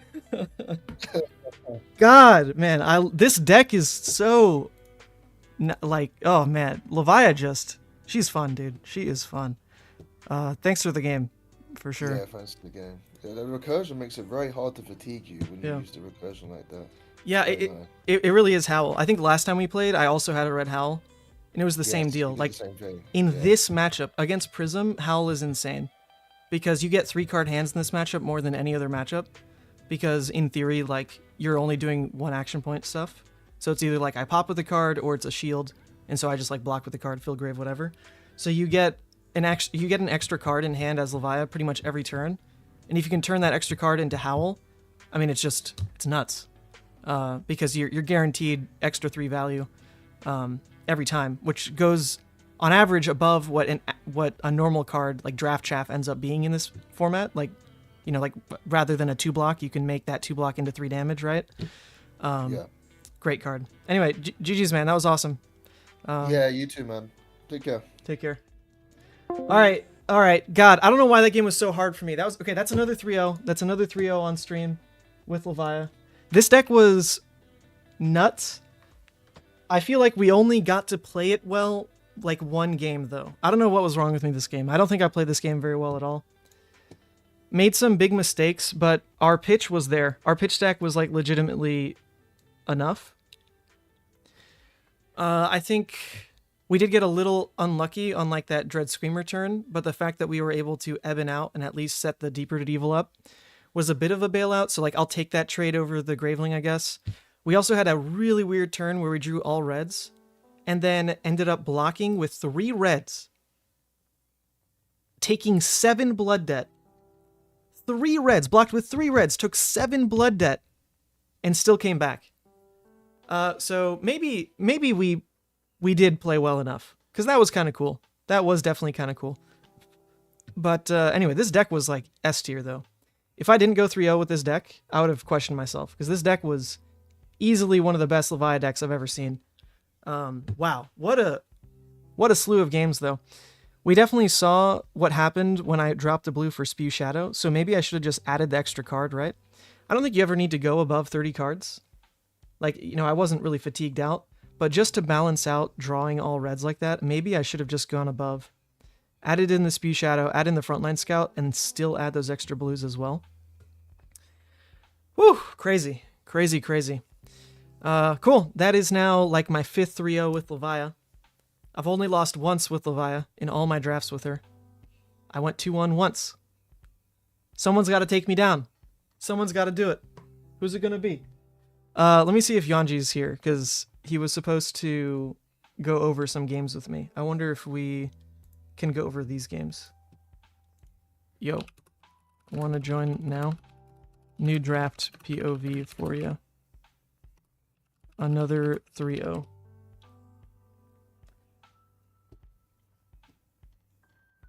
Alright, I'm hitting him up just to make sure. Oh my god, I scared myself. I forgot I had the mustache. And I look over to the full screen and I'm like, who is that guy? That's right, it's me. We're cool. We wanted this. We chose this. We woke up and chose mustache. That's right. Whew. Devin, teach me how to draft Levia. You have no idea when to tell if you're supposed to be her. Watch my draft tips video. Watch my tips video. It's super short, super sweet. I think that video was, like, for a 7-minute video, I was impressed with how much information was in that. I'll link it to you in case you haven't seen it, because I don't know why it didn't do so well. The video didn't pop off. I thought this was a great video. But basically, yeah, I go over 10 tips for the draft process and 10 tips for the gameplay process. I will say, everything is only, like, to the best guesstimation I could make, you know? These aren't hard rules. It's just personal experience drafting her a bunch, along with Team Runaways and what we've been trying to figure out ratio-wise. But the video definitely goes over, like, some pretty important heuristics, at least, like, right off the rip. Let me see. Like, this one is a big tip. The number 1 tip. Let me skip to the end of it. This one is a big one to keep in mind. You don't really want to go over 30 because your ratios are really important when you're drafting. So if you go over 30, it kind of skews with, I don't know how I've like figured it out, I guess. But you generally want around 8 blues. You don't want more than 15 reds. You are opting for like 15 6 attacks if you can, because that's when your meat axe feels the healthiest. But you don't have to play for meat axe every game. Like, I think in this game I only swung it once. But then there was a game where I swung it like 3 times. But normally, if you have less than 15 6 attacks, the meat axe game plan like sucks, and you should only really swing with meat axe like once and hope it's a 6. You want about 8 reliable ways to pump a turn, whether it's like strong go again or just buffs, something that lets you go beyond your singular action point. Because the way Levia can't win is just throwing 7 or 6 a turn. If your Levia deck just blocks for 2, or blocks with 2 cards and then swings back with 2 cards, you cannot win that game. You just can't. Like, you don't have only Endless Maws in your deck, you know? Your 2-card hands are not that good. They're okay, but you don't have nothing but like Red Deadwoods and Red Endless Maws, right? You gotta be realistic. Most of the 2-card hands you return are probably 7 and 6, which is like, okay, that's okay, but it's not enough to just win the game. You do need to construct an actual push. So, like the first game we played against Chane, that was actually a really good game for showing the pivot turn. We slowed down for like 2 turns. We had a window where we could punish his Banish 3 if it was weak, and 8 damage to just launch like a 22 damage turn. So you need a deck that can do that though, right? Because that's not so much about player skill. I mean, you make the call when you do it, but you need a deck that can facilitate that. And that's going to be off the back of like Hooves of the Shadow Beast, and then like the go-agains and quality reds, right? You also don't want too many non-blocks. Like if you saw in our second game against Chane, having too many non-blocks would have absolutely thrown that game, and we wouldn't have been able to block out the way we did. And we probably would have taken an extra like 9 damage that we couldn't afford. So 6 or less is really impactful for that. Normally you can like start siding them out as well, try to help that matchup a bit. But we got lucky discarding them on Medex, to be fair, as well. But this is like the formula. If you stick to this formula, your Levia deck is probably always good enough to go 2-1. It's probably good enough to go 2-1, card quality-wise. You're just going to have to play it well enough to do it. If you play her insanely well, and also have a deck that has a win con, you can probably go 3-0 more often than not. Like me specifically, I think this is my 5th 3-0 with Levia. I might be exaggerating a bit. It's either my 4th or my 5th 3-0 with Levia.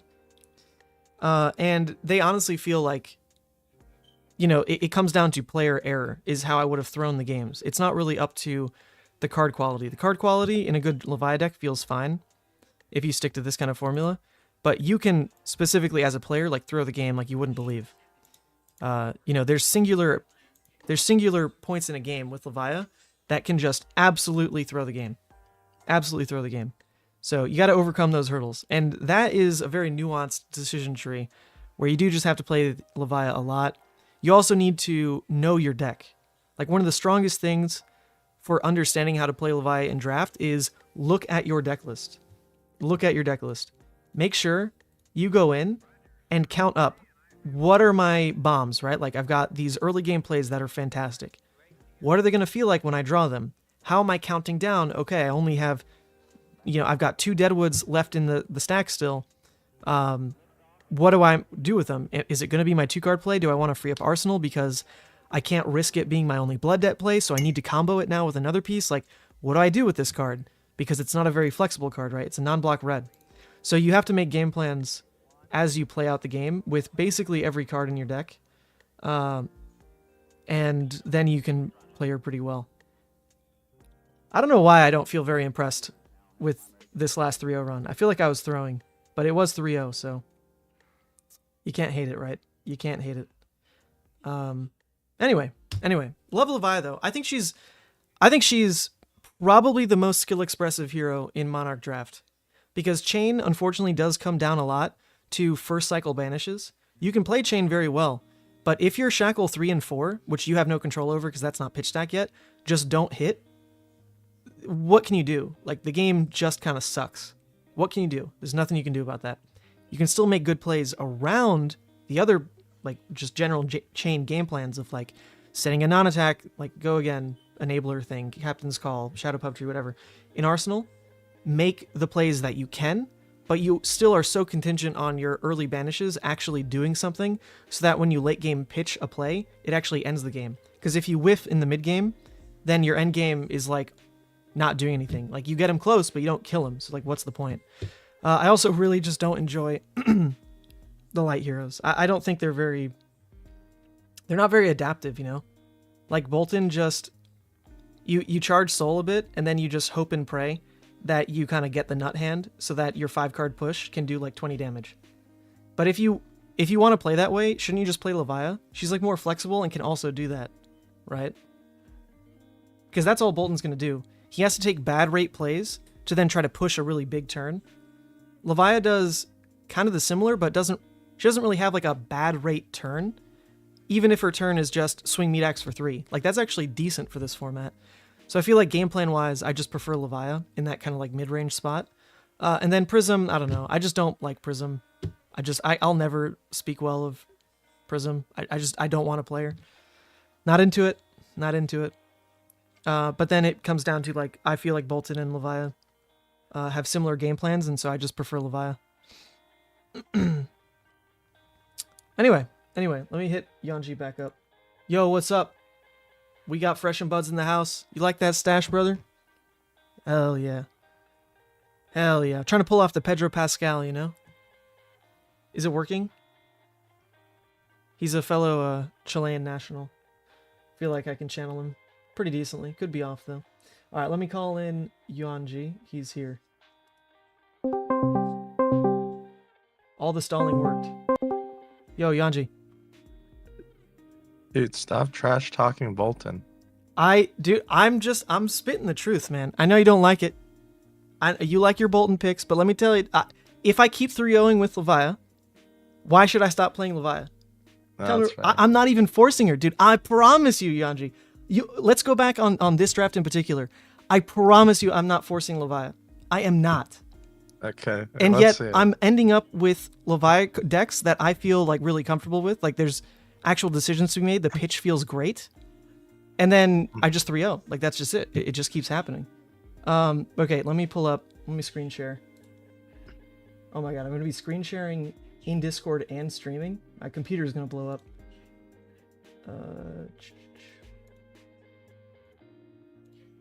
Okay, let's go back. I need to pull up my own stream now. I'm a narcissist anyway. I have it on another screen. Yeah. Let's go back to the start of this draft.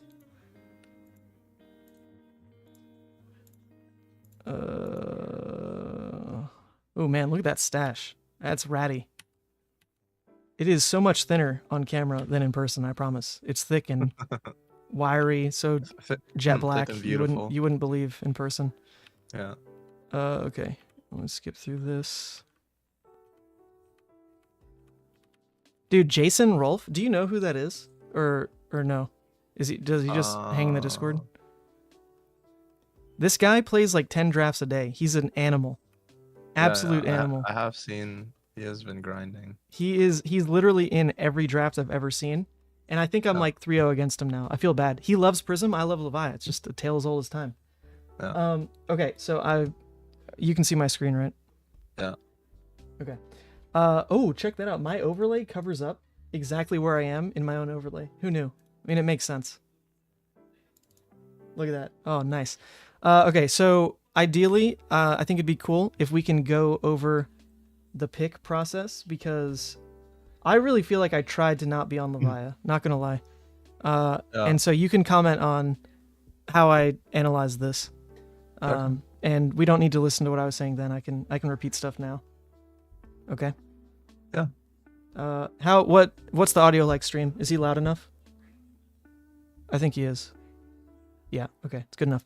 All right, so anyway, this was a stream that was seeded mostly by, I believe, my stream. I'm not sure because it didn't fill up very quickly, but I did spam the link. So Okay. I feel like it's like half of the Discord grinders and then maybe half on stream. So I was legitimately not trying to play Levia.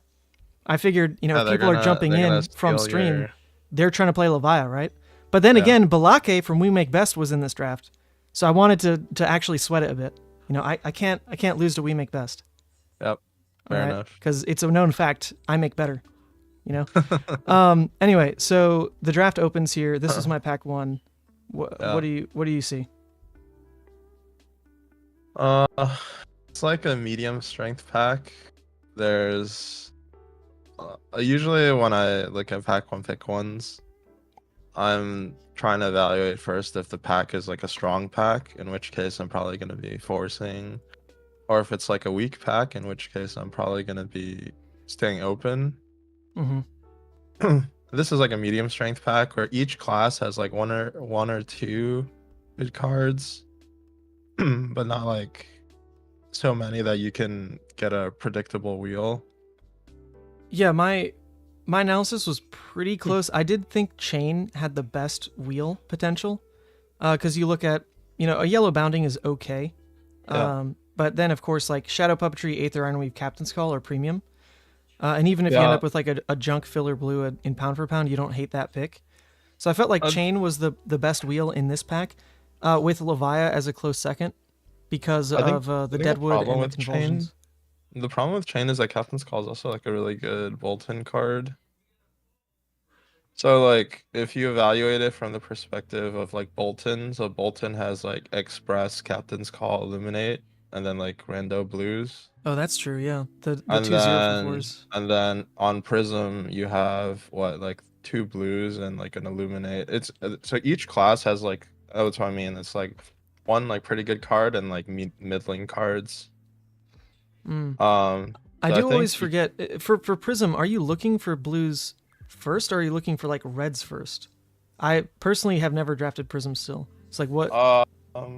Usually it depends. So like Prism is if it's open, it's really strong. So usually like the reds are gonna be like the signal cards. But then you want the rest of your deck to be blues and ideally like blue block threes. Yeah. Okay, so in that vein, this is like not the hottest Prism pack. You've got 2 blue block threes. The Illuminate's fine. Yeah. But then it tapers off pretty hard. So what I saw then on this was, in my brain, Chane had the best potential wheel, and then I could also stay a little bit open to Levia, which is my comfort pick, if I went Shadow Puppetry. But I think from what you're saying, Captain's Call might have been the better first pick, right? Because it's between Chane and Bolton on that pick. Yeah, so I think you can take Captain's Call, and you can also take. I think Deadwood Red is actually like a pretty decent pick here. Yeah. Because Levia has the most potential to get like you have to think like, okay, there's 2 other Levia drafters, whatever, you're boned, right? But much. if there's one other Levia drafter, like you assume that the Chane drafter is probably gonna take the Shadow Puppetry, so then they're gonna take like a Convulsions or like the yellow Boneyard, but then you can tell when the pack comes back if it's gonna be open or not. I find in this draft format I find myself switching as late as like the first wheel. Actually, hold on. Can you give me 1 second? Yeah. I'm gonna be right back. Give me like a minute. Okay. All right. We have Yuanji in the house. For anyone who didn't catch the explanation of this segment, Yuanji is the team coach for Runaways, and I'm a recent addition to the team. They brought me in. I'd like to think because I'm so good at Levia, and she's about to be relevant, guys. But no, they brought me in because they want help on the content creation front, and figured that I could contribute primarily to that. And then, lucky for them, I guess, I also am supposedly quite good at the Monarch draft format, because in all of our testing, we like keep logs of like all the 3-0 decks and whatever. And not gonna lie, the only other person who I've seen is 3-0ing as much as me is Lucas Oswald.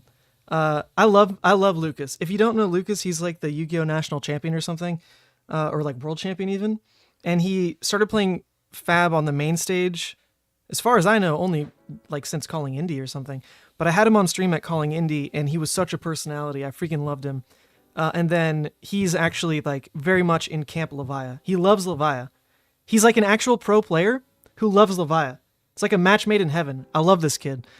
So he and I are gonna be kind of like the Levia captains. And then funny enough, Dan Rakowski also has been really leaning towards Levia in draft, at least. I don't know if it'll translate to CC, because he does love Phi so much. But it is cool to have like a competitive team and see the behind the scenes and actually have people at a very high level who respect Levia. It's so cool. It's a good feeling. Okay, anyway. I was rambling about Levia and Lucas, my 2 favorite things. Yeah, I think Captain's Call, or like if you take the Red Deadwood, even if you get like kind of a crappy yellow Boneyard on the wheel, you can tell that Levia is open or not. Mm-hmm. So I ended up going Shadow Puppetry because my assumption was mostly that, like, this left me open for a decent chain wheel if it was there, and also would give me the extra go again piece that can make Levia kind of cracked. Like Shadow Puppetry is not a premium one, but it at least fills that role of like, oh shoot, I only have like 2 Dread Screamers. Well, 2 Dreads next to like a Puppetry and a Hooves is still a fine deck. So I did end up taking Puppetry, which I guess you're saying is like kind of pick 3 almost. You're putting like Captains, Deadwood, then Shadow Puppetry. No, I think you can take Shadow Puppetry. I think it's like a player preference thing. I'm just saying that like, I just like to bucket the how many cards are in there for each class.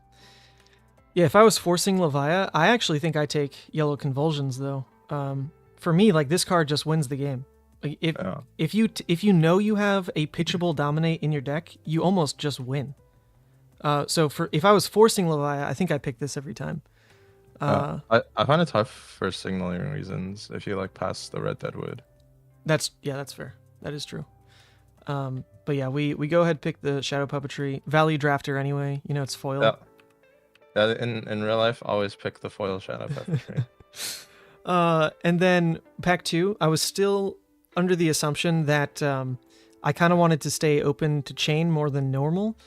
It was a Yeah. really tough call for me because I don't draft Chane enough. Because holy moly, like this felt like for Chane, you know, I mean, obviously like Blue Riftbind's the lowest pick on there, but a Brandish, a Stubbies, a Void Wraith, the Vexings, like those all felt really strong. Yeah, yellow Vexing's really good. So is blue. So what would you pick then? Before you know what I pick. Let's see. They took like a generic. Yeah, they didn't take a class card. So my assumption was, is I it think a if you're light card gold- always in this slot? Is it like one No, shadow, one no, light, three it doesn't- generic? Or It no? doesn't have to be. You can have packs with no shadow or no light. Okay, so it was just something in this slot, like shadow, light, Yeah. generic. Okay. My initial thought is that the guy probably took like a popper and wants to stay open. Yep. Makes a lot of sense in this spot, like taking like a wound hog or something. I think if you wanted to stay open, I'd probably take Brandish. Brandish is really good, I think, in all it's like really good in 3 of the 4 heroes, and it's like okay in Prism. I think in hindsight that is absolutely correct. Because Brandish in Levia as well is actually really strong. Your 2 card play of like Brandish into Meataxe can be, you know, potentially like a 2 card 9, which is crazy. I talked myself into a what? I've played like Belittle and Levia just as like a go again, no hit trigger even. Well, yeah, it's just it fits the Meataxe cost curve early, which is pretty nice. But I did talk myself into a corner. For whatever reason, I settled on Stubby Hammers. I think in the end, my justification was, if this wheels and I'm still on Chane, there are so many, like the Riftbind, the Vexing, all those are still Stubby's targets.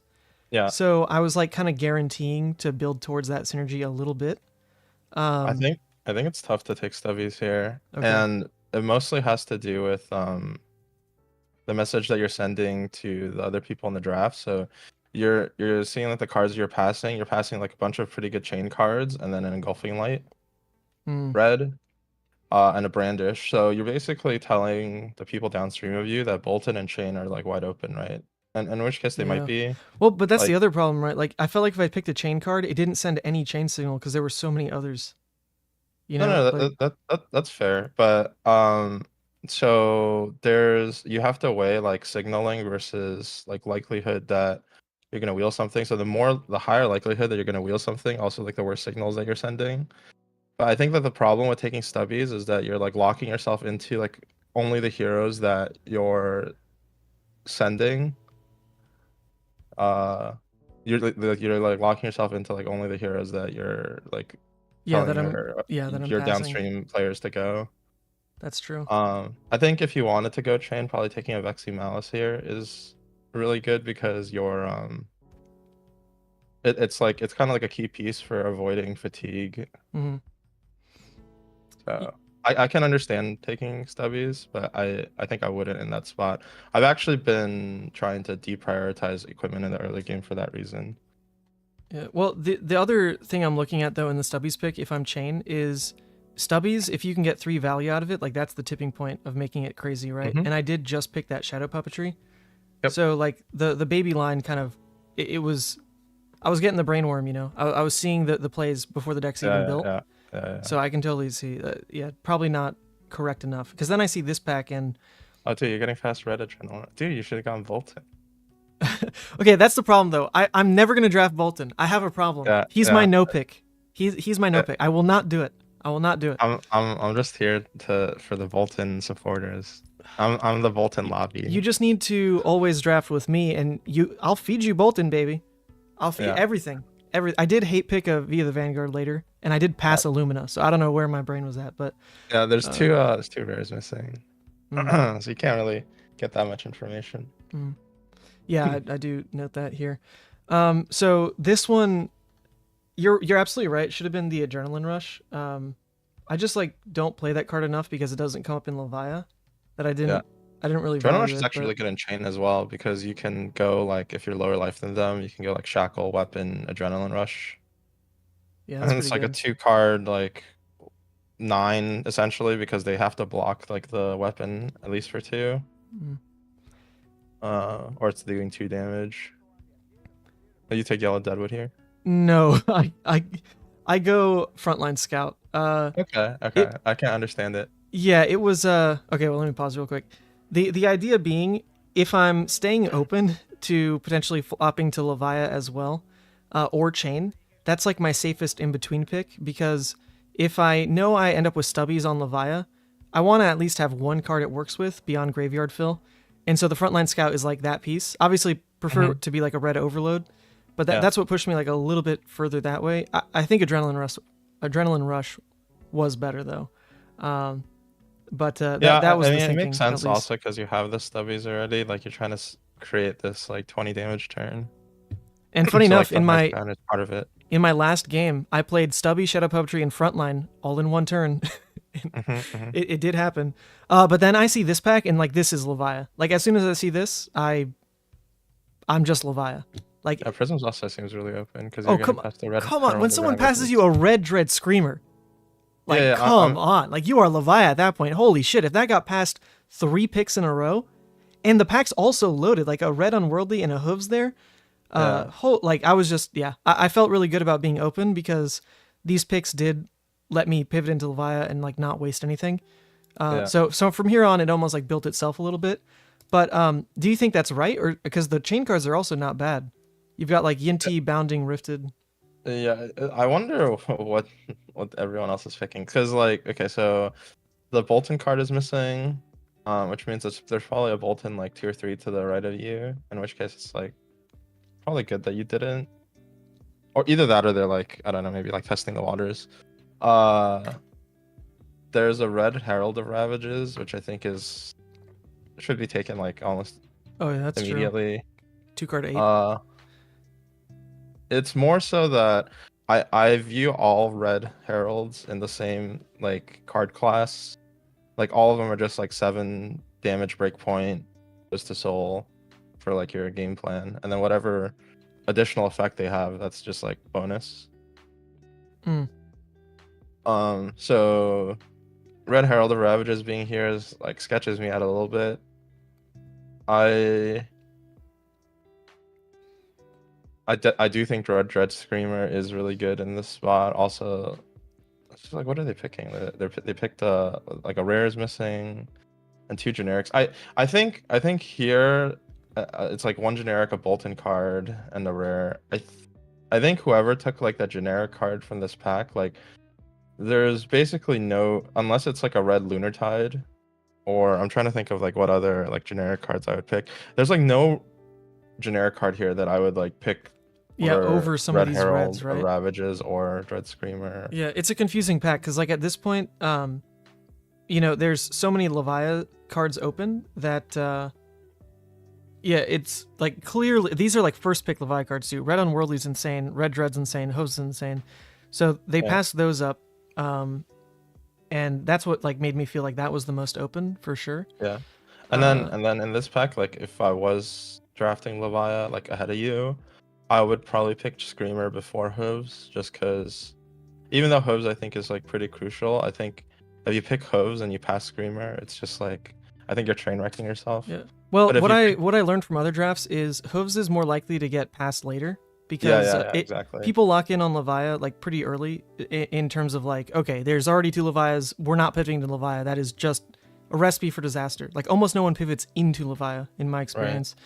So at that point, it leaves more room for Hooves to get passed in pack 2 and 3. And I almost threw the draft I played yesterday. It was still a 3-0, but like the worst part about that draft was picking a Hooves over a Lunar Tide, and then 3 more Hooves came later. Yeah. So I'm trying to like train myself out of first picking Hooves, even though I do consider it necessary. I think by the numbers, you're more likely to just see it later. Yeah, I agree. Okay, yeah. So I lock in on Dread, and then I think it's fine. This all goes pretty quick because then it's like, okay, I know I'm Levia, and if I just see good quality cards, I'm taking them. Like, let's just build it up. And holy crap, do I see high quality? Like, I'm not even thinking about it. It's a little sad because I think in this slot I should have taken the yellow writhing. Not gonna lie. Oh, this should have been the yellow writhing. No, I like taking red Hungering Slaughter Beast. I think it's fine. Oh, I really feel like one dominate changes the entirety of your Levia run. Like one dominate is probably gonna win you at least one of your 3 games in and of itself. Yeah. So I really prioritize that, but I think I tunneled too quick on the hungering. It did pay off. The hungering was fine in the end. But you can see like the reds just keep coming through. Yeah, the 2 red deadwoods came through. So you know you're in like a 2 Levia draft probably. Definitely. Yeah, because that pack had only the yellow convulsions and the red deadwood that were good Levia picks. And the yellow boneyard was still there, right? So it was pretty safe at this point. We like where we're at for Levia. The problem is I have 8 reds, right? Like no, I mean I think this is fine. So like one thing that I think for anybody who's listening to this, you should keep in mind is that packs don't open like evenly. So just because you're getting a lot of really good reds in this pack doesn't mean that you're not necessarily gonna like see good reds in future packs. And usually like things even out by the end of the draft, but not like on a pack by pack basis. That's a good point. Yeah, it's just in my head, you know, I don't want to go above 15 reds is kind of like where I've felt comfortable to not punt just like an all red hand. So by building up already to so many, I feel like, you know, I'm cutting the slots where like I could get another red dread, or I could get like a red endless, or I could get a red writhing, like the ones that are like they are best in slot, but like, do I really, you know, cut a hungering to run that red in its place, or do I just accept that like I have the red hungering, so I need to just pick like a yellow or a blue now? I don't know. I haven't really been in that seat where I need to be trimming good reds because it hasn't come up that much. Yeah. I think that was one my fear. I think one nice thing about having all these reds at the beginning is that later on when you're drafting, there's gonna be more live picks for you because you know like you get like a lot of like rando dead blues at the end of packs, and normally if you don't have enough like power in your draft pool, you feel kind of bad about taking I don't know like the blue frontline scout or something, right? Yeah, that's one of the rules we came up with for the team was for Levia, pick your blues last. They're like it's just the filler cards for Levia in particular. You don't care what they are unless it's like a blue writhing or like a blue endless blue dread. Granted, you know, 2 of those are rares. Engulfing light red is still here. Yeah, every pack or every draft I do, Bolton is just it's underdrafted. There's like 1 Bolton in every draft I've been a part of. It's either 1 or 3. Like it's never balanced. Chest. So there's like 3 chains at your table. That's what I thought. At this point. Well, actually, no. I think what I was thinking at the time was it was potentially 3 Prism. So there should be 3 chains because that pack there was like the yellow and the blue Riftbind, the chest, and then the 2 Vexing Malices, and 4 of those cards are missing. But I think probably it's more likely like one person took one and then just like decided to move off of it. So I at this point I feel like you're in a 2 Levia, 1 Bolton, 2 Prism, like 3 chain situation. I think you're actually right. I think it did end up being 3 chain. I don't quite remember because something was bugged with the tokens. A couple people couldn't register what their hero was, but I did play against 2 chains and then a Prism. Yeah. But yeah, a red unworldly passed in like that, you know, when there were only 4 picks left. So that felt pretty incredible. Yeah. Same deal though. though. I find it hard to like prioritize like when do you pick the underworldly bellows. I find myself like not getting that many. Dude, such an insane card.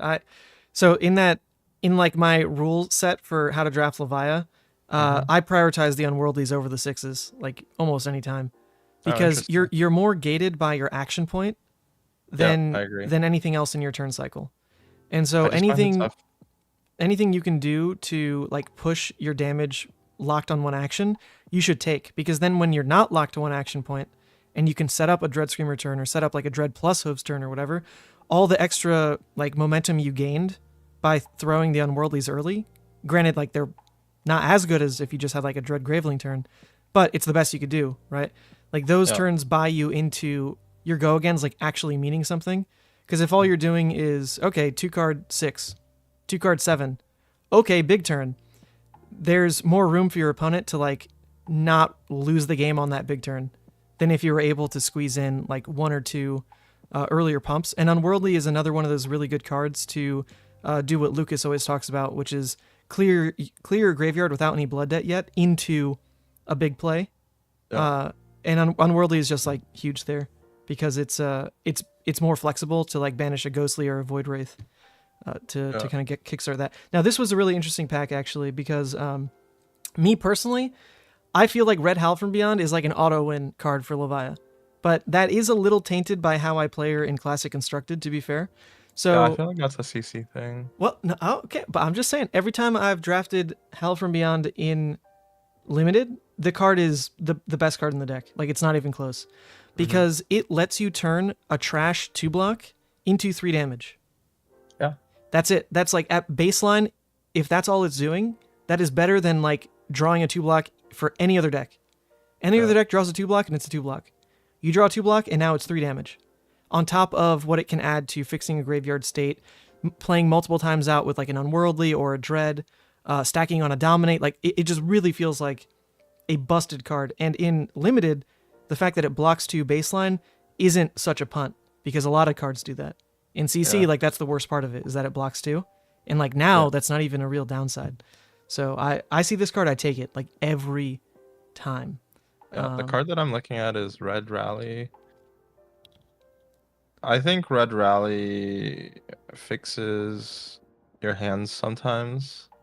My problem with drafting Howl from Beyond in this spot is that I think you're probably going to end up with like a blue light deck, and then you already have like a ton of power.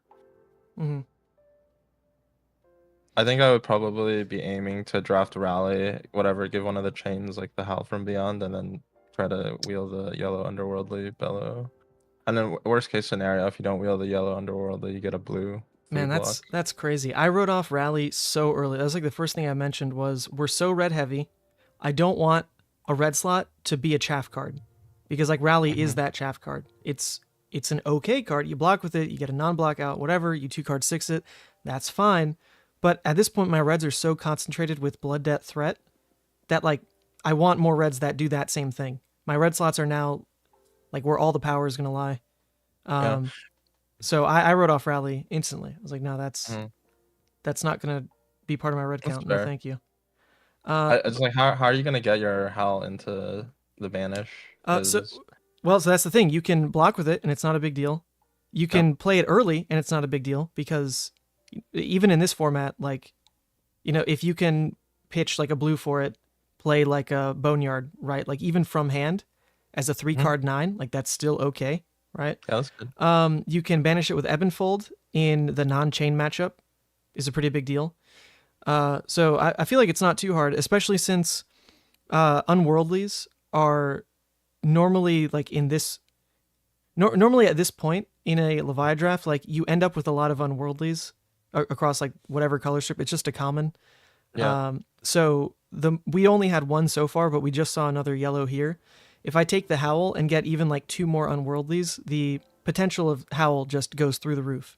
And it's only meaning I need to hedge for like 2 more commons coming up in my draft, right? Not to mention like what Dread Screamer does for the card as well. So I don't know. I felt like it was a bit early to hedge for Howl, because you're right, the deck isn't like fully built yet to use it. But considering like the commons are what unlocks this card, I think it was a good pick, and it single-handedly won me this draft as well. So I'm biased. It's like my own feedback loop. Every time I pick Howl, it wins me the draft. I agree. So I guess we'll just keep doing it until I'm wrong. It's a good card for sure. Yeah. I can't fault you for. I think it's either for me Red Rally or Underworldly in that spot.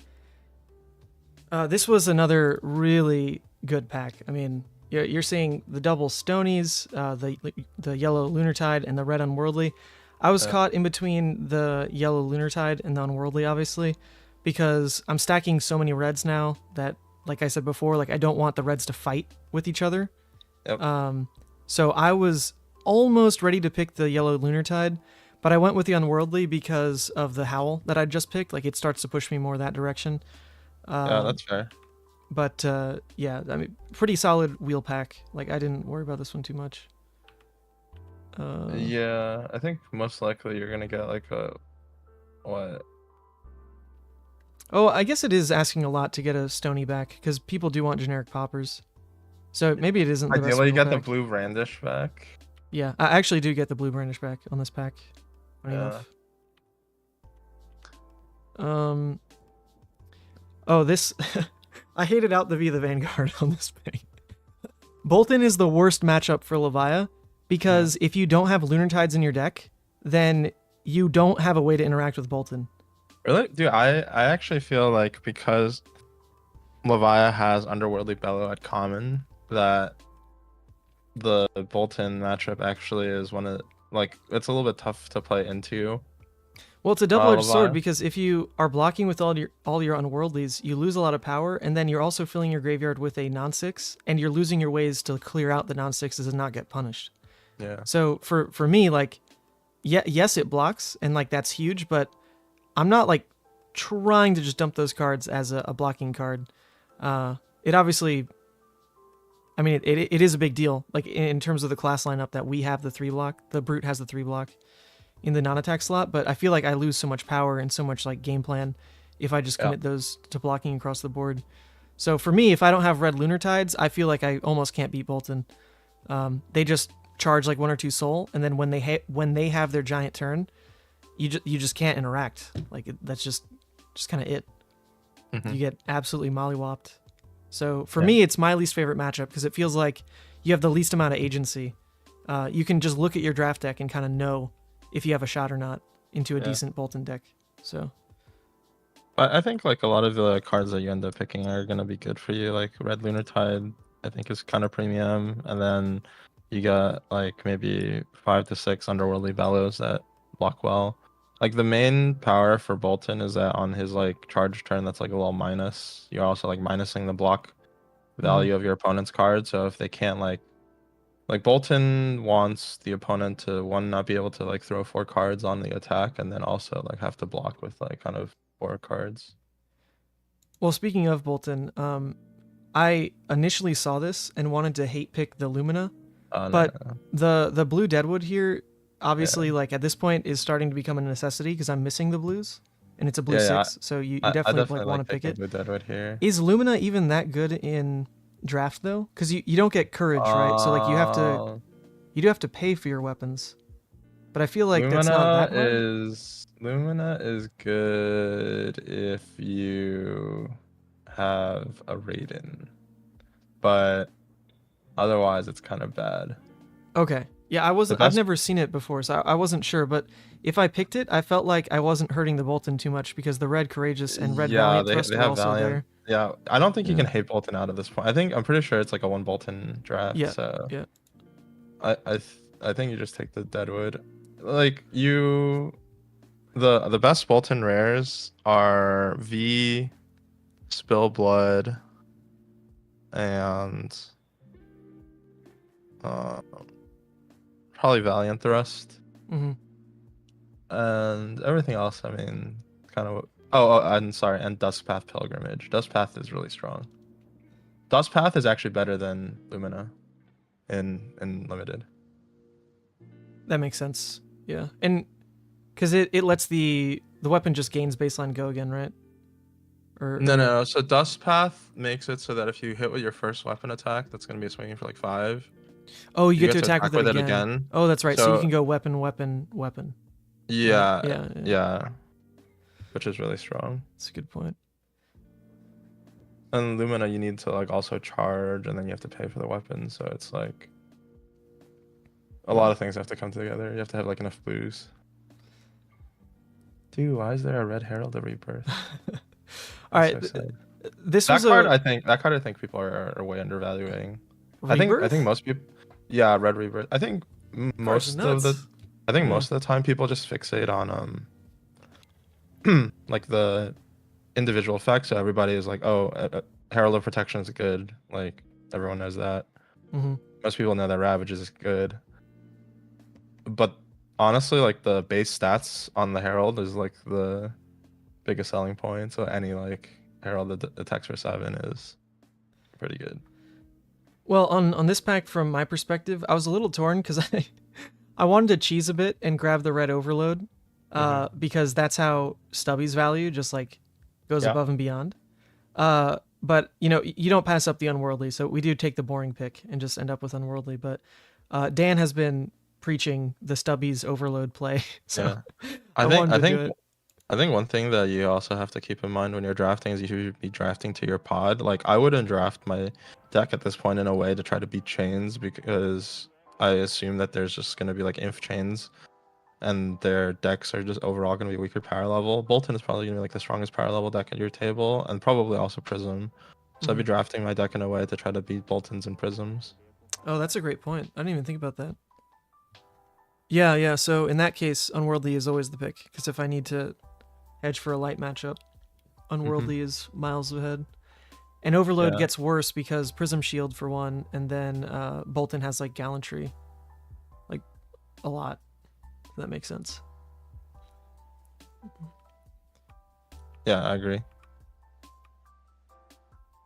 Yeah, I think the rest of this pack just kind of cleans up. I get some good wheels there. I got the blue dread back, which is crazy because I feel like there wasn't another good Levia card in that pack, if I remember correctly. Yeah. And then that just kind of wraps it up. Let's go to pack 3. Pack 3 was more so me at this point, like looking at a very strong deck and trying to just fill holes. I don't have what I'm missing at this point for me is anything that's like worth pitching with intent. I have a lot of just like incidentals, like, oh, I'm just gonna like pitch in a blue dread screamer and like hope that that's next to the yellow graveling and like that's a good turn. But I'm missing any kind of intent with my pitch stack, which for Levia is like, I feel like you do not win games with Levia if you don't actually plan at least like 1 to 2 hands in the end game. Because I haven't been planning any of my hands. Oh, come on, dude. Okay, Yuanji, you can learn from me then. Go back and watch all my draft games. They are always about the pitch. In Levia, pitching is nuts because you need the game plan of when you pivot into Blood Debt to translate into something, right? Like that's fair. You have to have that phase of the game plan, or you just are going to lose to yourself. That's kind of why I like having like blue Blood Debt cards, honestly, because like a lot of the Blood Debt cards that like banish from graveyard, and then also having like yellow and blue Underworldly Bellows. I don't plan it out, but they just come back later. Yeah, which is why at this point passing the yellow writhing for me starts to hurt, because like that alone would be okay, cool. Like I have my win con. Now I'm just gonna pick like best in slot again and again and again. But as of now, like best in slot isn't necessarily gonna win the game.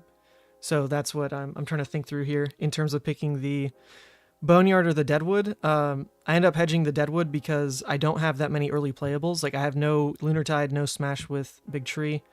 Yeah, so, I like Red Deadwood a lot for that reason. Yeah. But with the amount of reds I'm picking, Boneyard also has its slot, right? Because it's safety from an all-red hand. But this is insane, though. I get a red Dread Screamer. Whew, Lord. I already have 2 red Dread Screamers. Like, I'm at 3 red Dread Screamers. How do you get better than that? Just crazy. Crazy. I actually think instead of taking the 3rd red Dread Screamer, I think I probably would have taken the Underworldly. No way. I think based off of like how your deck is oriented right now, because like Dread Screamer is really good with Graveling Growl. No, but you have to consider that you don't always get to play all 3. You might mill 1 or 2 on a meat axe if you're unlucky, I know. And you might be blocking with them. So I don't assume I have 3 Dread Screamers and I'm actually playing all 3 Dread Screamers. No, I agree. I just want more like cards to block. Like I said, I'm trying to draft my deck in a way to be Voltons at this point. Okay, that's fair. That is fair. I do end up with a lucky Eben there, which is nice. Yeah, pretty good. That Eben actually informs a really juicy pick that I'm interested for your thoughts on. Let me see if we get there on the next pack. So I'm of the opinion that like drafting Majestics in Levia is mostly a joke. Like she doesn't really have like there's no Luminaris, there's no Dreadsight, there's no Invert Existence, right? Yeah. But I had just picked the Ebenfold and I had 3 Dread Screamers and like 4 Unworldlies and a Howl, which is its own little baby recursion engine, right? So Deep Rooted Evil comes up And granted, there aren't really any other good picks in the pack anyway. Yeah. So I think I just pick it no matter what. But this card actually, it does come up with this deck, and it felt really good. I was impressed. I think yellow brandish here, actually. What? Okay. But look, I don't have that many non-blocks either, so it's not like I'm fighting for that slot. I only have 4 non-blocks, and my limit is 6. Yeah. So it's safe to slot in for that. Plus, like I said, I have this like baby recursion package, because Deeper Evil looks bad on the surface, but what you have to realize is it's basically a Graveling. It's a yellow Graveling from Banished. So when you play Dread Screamer on a 3-card hand, if you go Dread, Blue, Graveling, that's normally, if it's red, 13 damage off 3. If it's blue, or if it's yellow, then it's 12 damage off 3. Deeper Evil in Banished, though, lets you now Dread Screamer, blue, yellow in hand. Dread Screamer, blue, blue in hand. And it's still 12 damage, no matter what. For me, the main thing that I'm thinking about is how the cards play with each other. So like you have 3 red Deadwood Rumblers, then you have like a yellow non-block. So then those 2 cards automatically, if you draw them together, is like a nombo.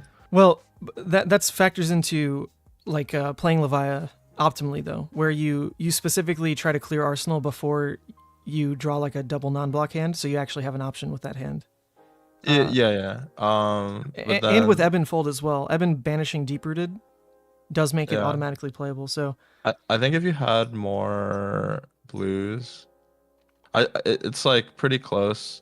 At the time that you made the Deep Rooted Evil pick, I would be thinking to myself, if I had 10 blues, so that my final blue count would be like 12. I would be more inclined to take it, but I think your final blue count's going to be like 11 max, based off of how I remember the packs. I think that's about right. I end up at 11 or so. This was the lowest yellow draft I've ever had. Normally, in my Levia deck, it looks a lot more balanced, like 12, 10, 8, something like that. Yeah. But with what I end up, I actually start cutting yellows as well, which that's actually, I think, a bit of a mistake I made in one of the Chane games, is cutting the Void Wraiths. Just the fact that they block 3 is better than some of the greedy block 2s, like a Frontline and Shadow. Yeah. So that was a mistake. But overall, like, the deck was so loaded with power. I mean, it was like some of the best. I mean, this is almost a constructed deck. 3 Deadwood Rumblers, 3 Dread Screamers, 3 Unworldly Bellow Reds, 2 Red Gravelings. Like, the Reds were just nuts. So I didn't really plan on fatiguing, which is why I boarded differently into that chain. But it's nice to have the option, because as that second game did play out, when you notice a chain does whiff on like Shackle 3 or 4, like that's your window of, okay, cool. Like they just lost a whole turn. And you can pretty freely fatigue them. But anyways, that's like the majority of this, how this draft ended up. From the early picks, you think I was right though to end up on Levia? Yeah, I think you could have been either Bolton or Levia. But Levia does kind of make sense. Yeah. I think if I was to change anything, it would just be like swapping the stubby for like a red brandish.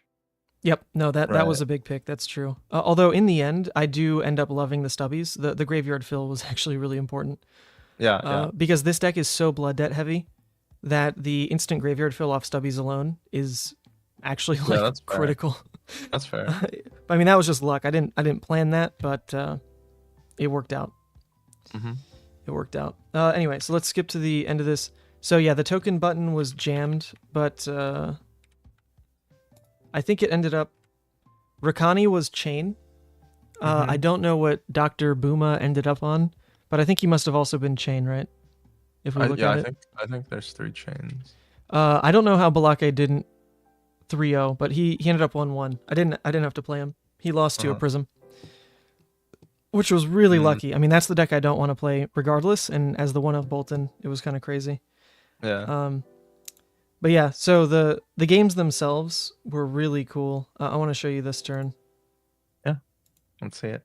So this game was really interesting because I didn't go into it. Let me go back to kind of like here. I won the I won the die roll and actually chose to go first because my deck doesn't have a lot of playables, so I didn't want to be going second and just only meat axe in this matchup. I felt like that wasn't enough to keep my options. Yeah, like to keep my options open of potentially being aggressive or fatiguing. Going second and only meat axing is just, it doesn't give me room to choose. Like my deck is just too slow. So I did win the die roll and chose to go first to try to get some graveyard fill going, and then that way have more agency going. Now, like, you know, when I draw up, having enough graveyard to make the call of like where I'm going to play the game. So unfortunately, I did draw up a hand that actually would have been fine going second. So oh well, a bit of a throw. But I decide to. He doesn't have too many cards over me, right? Like he's only on a 32 card Chane deck. Yeah. So I make the call to go ahead break Stubby Hammers, just so that if the Deadwood discards a Blood Debt 6, I'm not forced to banish it, right? Which is pretty cool. And then he gives me 3 cards that are unfortunately not even that good. So I feel like I helped him in the end, but you know, taking 3 cards from a Chane, whatever. Sure. The worst part about how this ends up is my arsenal is then just trashed, which was a risk. That just really sucked. But we are at the point where, you know, the early game for Chane is slow enough that like my non-block hand is probably not punished too much, so we just play out the early turns, whatever. But I'm definitely blocking more than I'm playing aggressively, right? I think you can meat axe instead of playing the Deadwood. Well, the Deadwood's a red, and my arsenal was stuck. So No. I'm saying like on turn 0. Oh, on turn 0. I think you can meat axe instead of throwing the Deadwood, because then you have like both the Underworldly and the Deadwood as like a potential arsenal card.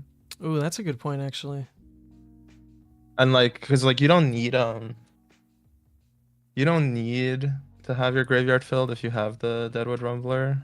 Mm-hmm. If you discard it, I mean, obviously sucks, but you do have like the option to like, you know, like stubbies and do something.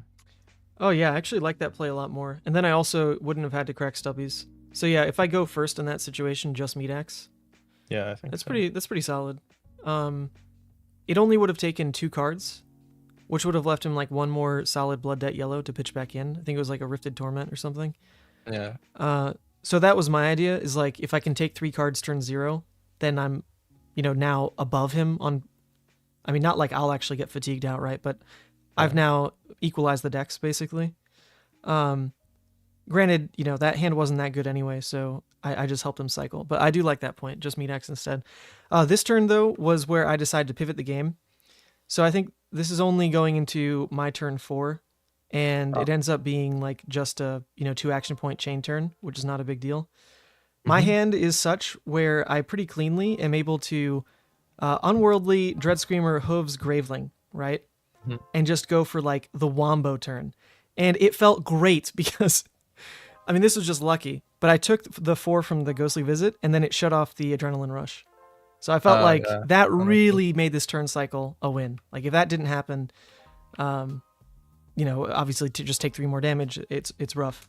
But yeah, this turn cycle flips the game because we played not like a full fatigue early game, but definitely more defensive than aggressive. But then this is the 22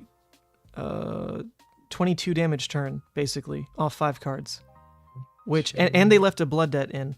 So this was kind of like the flip. You can just skip through it. The only thing that doesn't work my way is the meat axe does actually whiff on a 5. So it only ends up being 3. Do you play the Graveling first or the Dread Screamer? No, so technically the right order was to Unworldly, get the action point off Hooves, play Graveling, close the Chane, play Dread, just to make Dread more consistent. That was the correct order. I did flub the order because in my head I was trying to leave the potential open of missing with Dread Screamer and just playing Deep Rooted instead. But actually, it is still better to Graveling first, close the Chane, Dread. Like that was still the right order. Even if I was trying to hold the Deep Rooted for whatever reason, it didn't actually make sense because the Deep Rooted hadn't been banished by Unworldly yet. It was if it got banished by Dread or not, which it's just like the wrong order to think about things. That was a mistake for sure. But anyway, we get this turn off and it's just like insane, right? If this had been a 5 on the Ravenous Meat Axe, they're forced to block with a 3 and then actually have like no choices on the turn. Yeah. But this just like completely turns the game, right? This next hand is all reds, which is pretty unfortunate. I think you're okay because you have the ebb and fold. So like worst case, you just like go Graveling, right?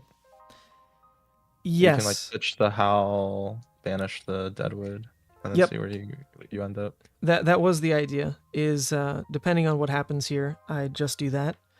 Unfortunately for my opponent, they do just die on this turn to their own blood debt. They can't play out the bounding, and they can't play out the other guys because they don't have resources. So they do just die. But I was thinking about on this turn, if I had to crack Ebb and Fold on Rifted to play around the potential for them to like have a Captain's Call or something, then Aether Ironweave, come out with like the piercing, because that would have been that's fair. That would have been like 4, 5, 6, 7, 8, 9, and it would demand a card from me.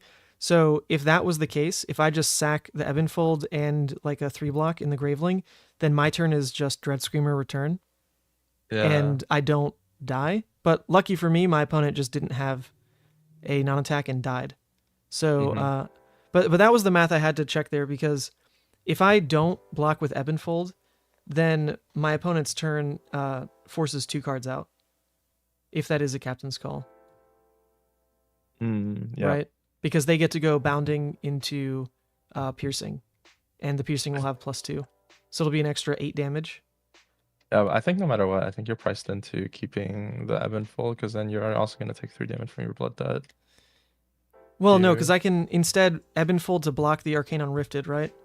And then the piercing only comes in for 4. I only need to block with the Graveling Growl, and then my turn is just Dread Screamer. Oh, so yeah, sure. if I use Ebb and Fold here, then I save myself 3 life. Now. I mean, yeah, there's a chance to whiff, but like if that happens, it's just whatever. I have to make this play around Captain's Call, but then it isn't, and he just dies. So I thought way too hard about this one, but I think that was still the hedge I have to make, because I hadn't seen a Captain's Call yet. We knew someone had the red. I was thinking one play that you could make is you leave yourself with the Deadwood and like one of the 6-power attacks, and then you block the other 2, and then you just pitch to Ebb and Fold, but then you need to draw like a yellow or something so you can meet X. Yeah. So I would be interested to know, like, if that had been a Captain's Call, how the game would go. Definitely would have come down to if Dread Screamer hit or not. Oh, it would have. If he has Captain's Call, it's like pretty bad for you, because then he can go like Captain's Call, bounding, go again, into then crack Aether and then piercing was my fear, right? So that's why I block with Eben, right? Because Eben here blocks 3 effectively. So then the Rifted Torment comes in. I go to 6. They play Captain's Call for go again. Then play the Bounding. Bounding comes in for 2. I go to 4. They crack Aether Ironweave. They come in with Piercing Shadow Vise for 4. I can block with the Graveling Growl.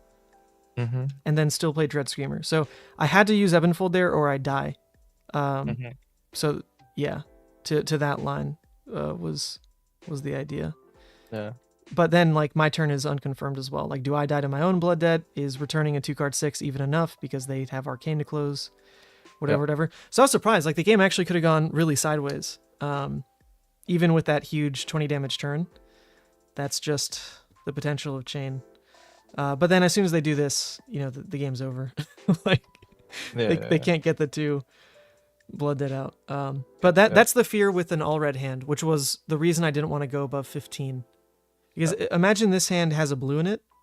It's insane. Oh yeah, it's way better. It's just, okay, Dread Graveling, like, hit me, Yeah. Or it's like Deadwood, it's just nuts. So anyway, that was game 1. Then my next game was against another Chane, and this Chane did something really early that made me just decide to full fatigue them. Let me show you. So they chose for me to go first. Yeah. They chose for me to go second, and this was my fear, right? They chose for me to go second. All they do is shackle Arsenal. Yeah. And now I'm stuck with a hand that can only meet X, and it's not even like a guaranteed meet X for 5 or anything. It's pretty trash. Sure. So my turn feels miserable. So I feel pretty committed because of how bad this was to most likely ending up on a fatigue strat. Yeah. But it's always questionable, right? Because they did just shackle, set up a 5-card hand. I'm only showing 3. So I'm really putting on no pressure. And then clogging my arsenal here on something I'm likely never playing out is also terrifying, because what happens if I draw 2 non-blocks now? Right?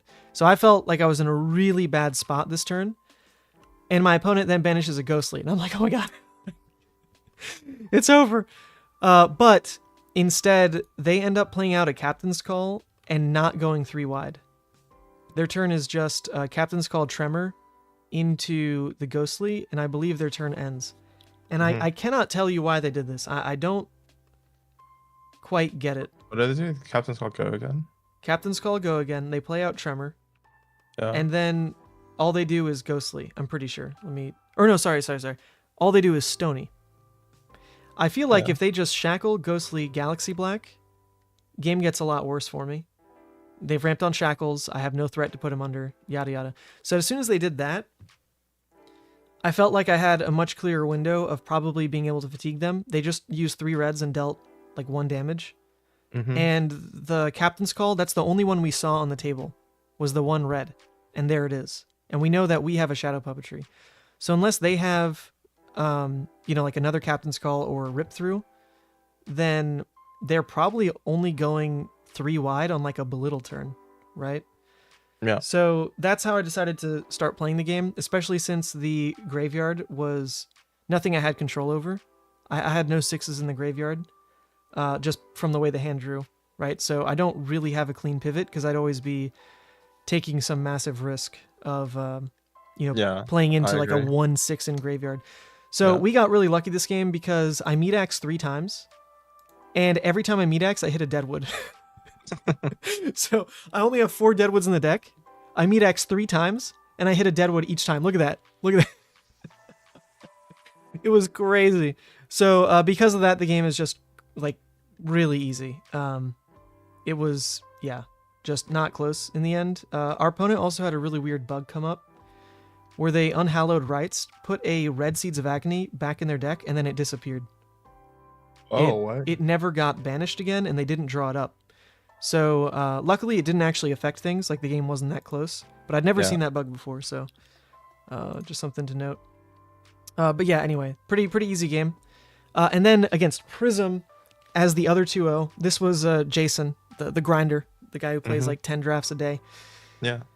And I fear Prism quite a bit, because with a deck with no Dominate, you can just start to get stuck facing shields that you just can't clear. If they've picked up enough impenetrable beliefs, then like your above rate turns don't do anything, yada yada. So this game just ended up being pretty much a grind fest into a really interesting turn, which I want to go over with you. Pretty much nothing else is that intriguing. Okay, this is the turn. So it's a grindy game back and forth. I'm lower on cards in deck, but I know that I have, I think at this point, a yellow Unworldly, the Spew Shadows in hand, or no, sorry, in deck rather. I have 2 red Hungerings, a yellow Unworldly, and a blue Endless Maw. And that's like all I have left that can turn off Blood Debt. That's it. 4 cards left. They attack me now for 10 with a Phantasmified Dreamweaver's Herald of Protection. My hand is all reds. Yep. I thought about this one for a long time. I think the other context that matters is I have a Howl and a Deep-Rooted that are both in... I'll check real quick where they are, I believe. I think they're either... I think Howl's in Banished and Deep-Rooted is in Graveyard, something like that. Yeah. So the choice I have now is take 9, let them get a Spectral Shield, return Dread Screamer, Arsenal, Spew Shadow, and that's it. Yeah. Or block 10, Arsenal, Spew Shadow, take 7 Blood Debt. I think you have to take Blood Debt here, right? Okay, I'm glad that you also see it that way. It's just because, like, if you give them the shield, then they have plays for, like, the rest of the game. But then if you don't give them the shield, then you can, like, pop their... Like, you're basically, like, hedging... Like, you're banking on the fact that you're going to draw into, like, a pop, and then you play Spew Shadows into, like, a Dread Screamer or something. Well, I knew that I'd be drawing a red Hungering next hand from the pitch stack, so that was what went into the thought process of what I need to win the game. I actually probably have enough of in deck to get there still. Like the Spew Shadows to recur a Dread, the Yellow Unworldly to like, double Howl or something, the Endless Maw to like be part of a Hooves play, whatever I was planning, right? I figured it was enough damage that I can use life as a resource here, not give them the shield to basically say their next turn sucks, because I now have good play into their next turn. I know I'll have a Popper. They don't have Dreamweavers anymore, so their turn is probably just like either something I pop or like some crappy, like, I don't know, 4 or 5 attack card, right? Yeah, this is also, I think, why Speed Shadow is OP. Oh yeah, dude, Speed Shadows is nuts. The one problem that came up though is all 3 of my red Dread Screamers are actually in the graveyard. They're not in my banished zone. So that easy game, just attack with the Hungering Slaughter Beast. Yes. Yeah, I mean we do get there in the end, but the thought process on this turn, I actually think I threw a bit. Yeah. My idea was on this hand, I can either use a blue to pay for a Howl, right? Yeah. Then play Hungering Slaughter Beast, trigger Hooves. Yeah. Then play the Endless Maw, right? So I'd have a 17 damage turn off of this 4-card hand. Pretty good. Like, it's okay. That's pretty good. The problem with doing that was I'd go to 1, and they'd be making a Spectral Shield.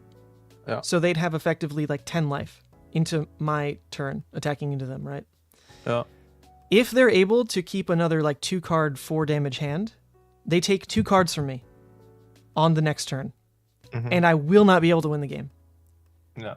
That was my fear. So I end up blocking with a blue, which is like, that's very against what I preach about Howl, where you should turn it into 3 damage. Turn a 2 block into 3 damage. But I think for like this breakpoint scenario specifically, if I go to 1, I throw the game. So 6 weapon dread. What? So how much damage is that? It's 10 plus 19 potentially.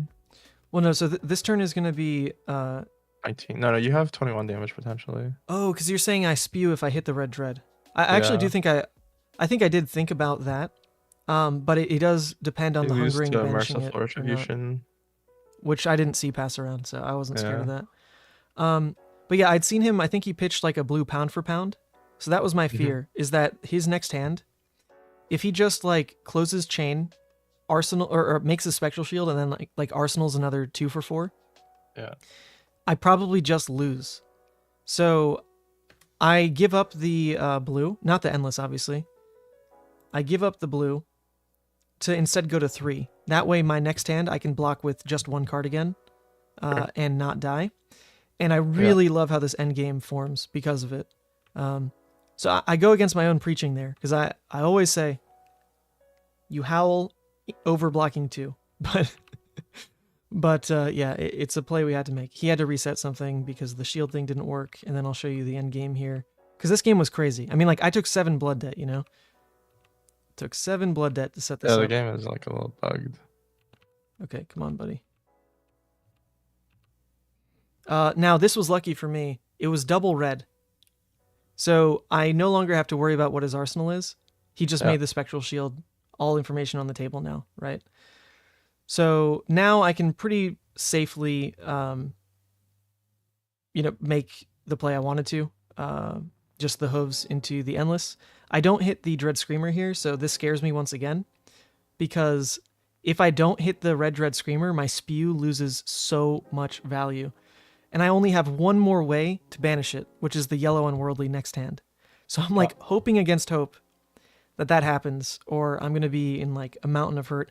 But the good news is, like, no matter what, we clear the shield or, take the hand on this.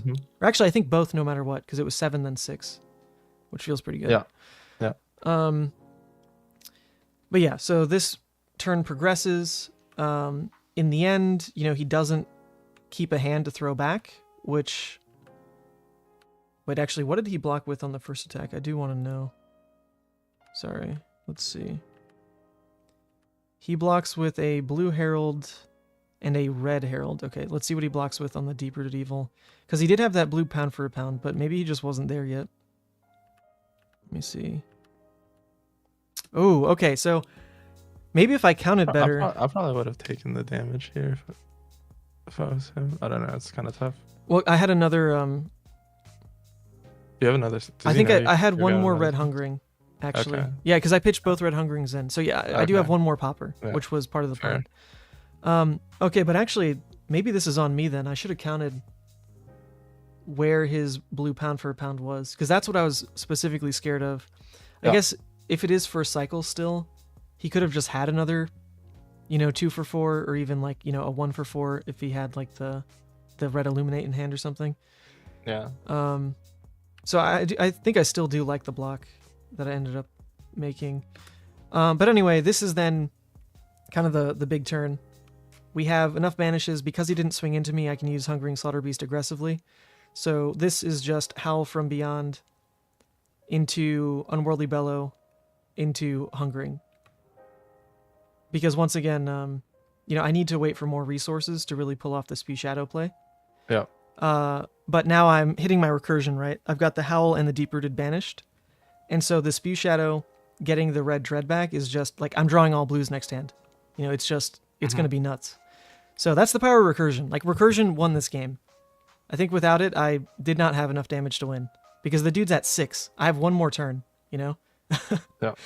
So anyway, this is kind of the culmination of what you saw on the Howl pick and the Deep-Rooted pick.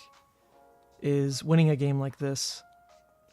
Okay, let's skip forward. It is contingent on the Dread Screamer obviously hitting go again.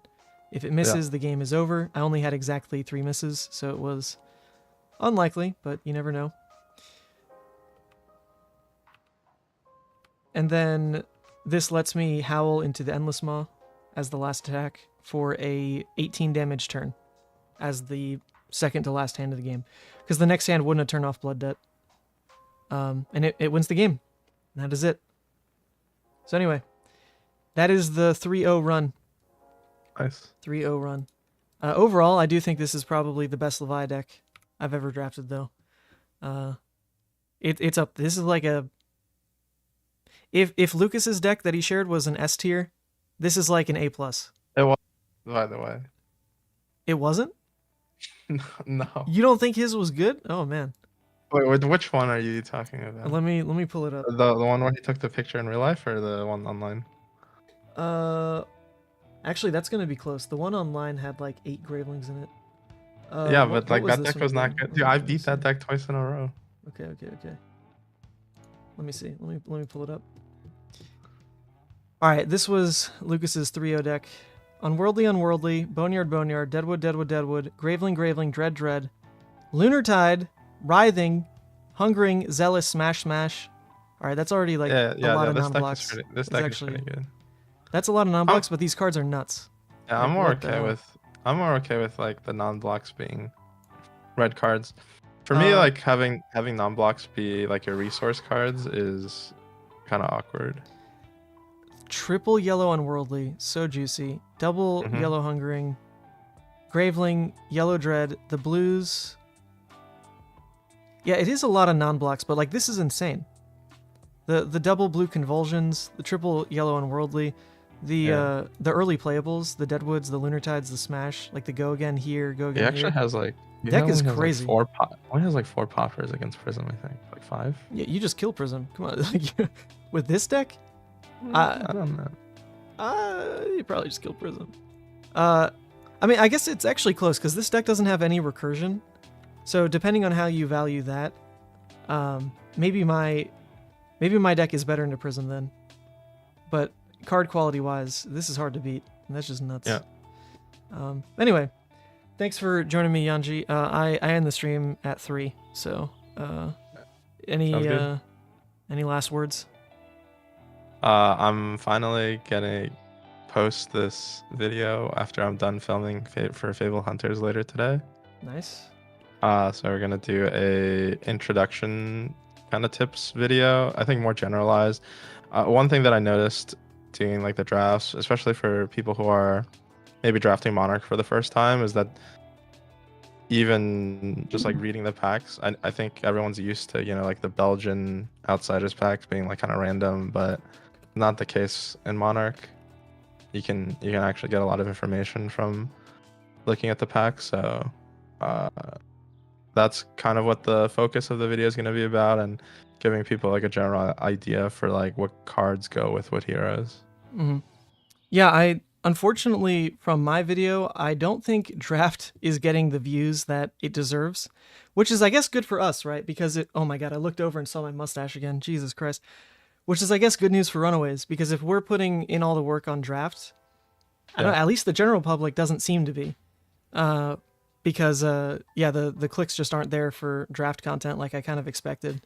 Everyone's just too hype on Dusk Till Dawn, I guess. But then if they're missing their window to focus on draft, man, in like a week's time, no one's gonna care about draft. You got to start playing CC.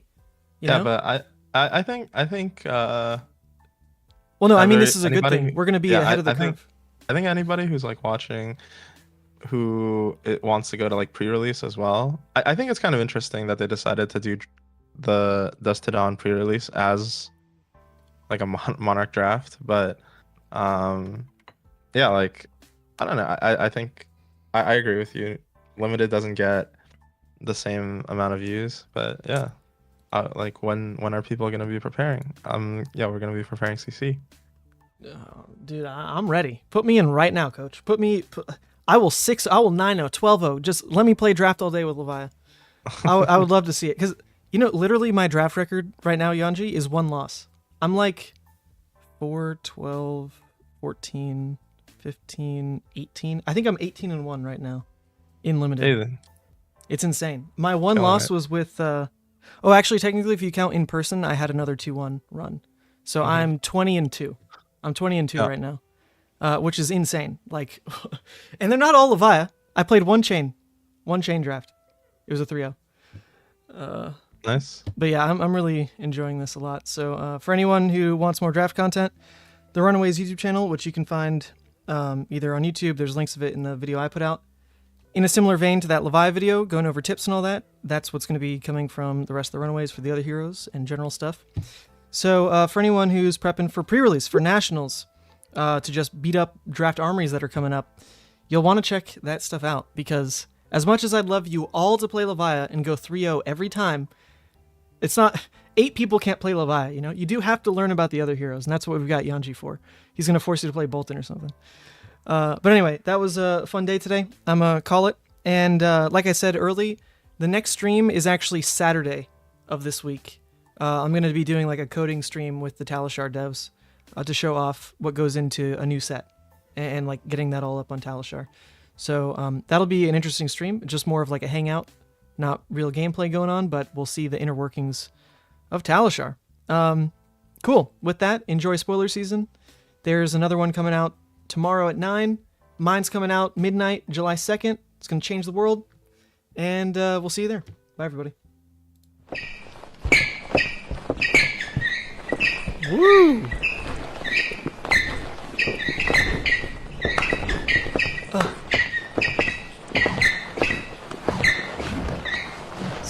Step, arms, spin.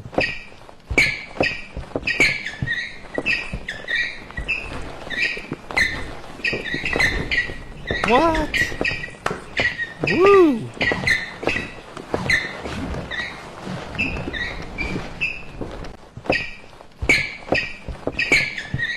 And slide and tango. 1, 2, 1, 2.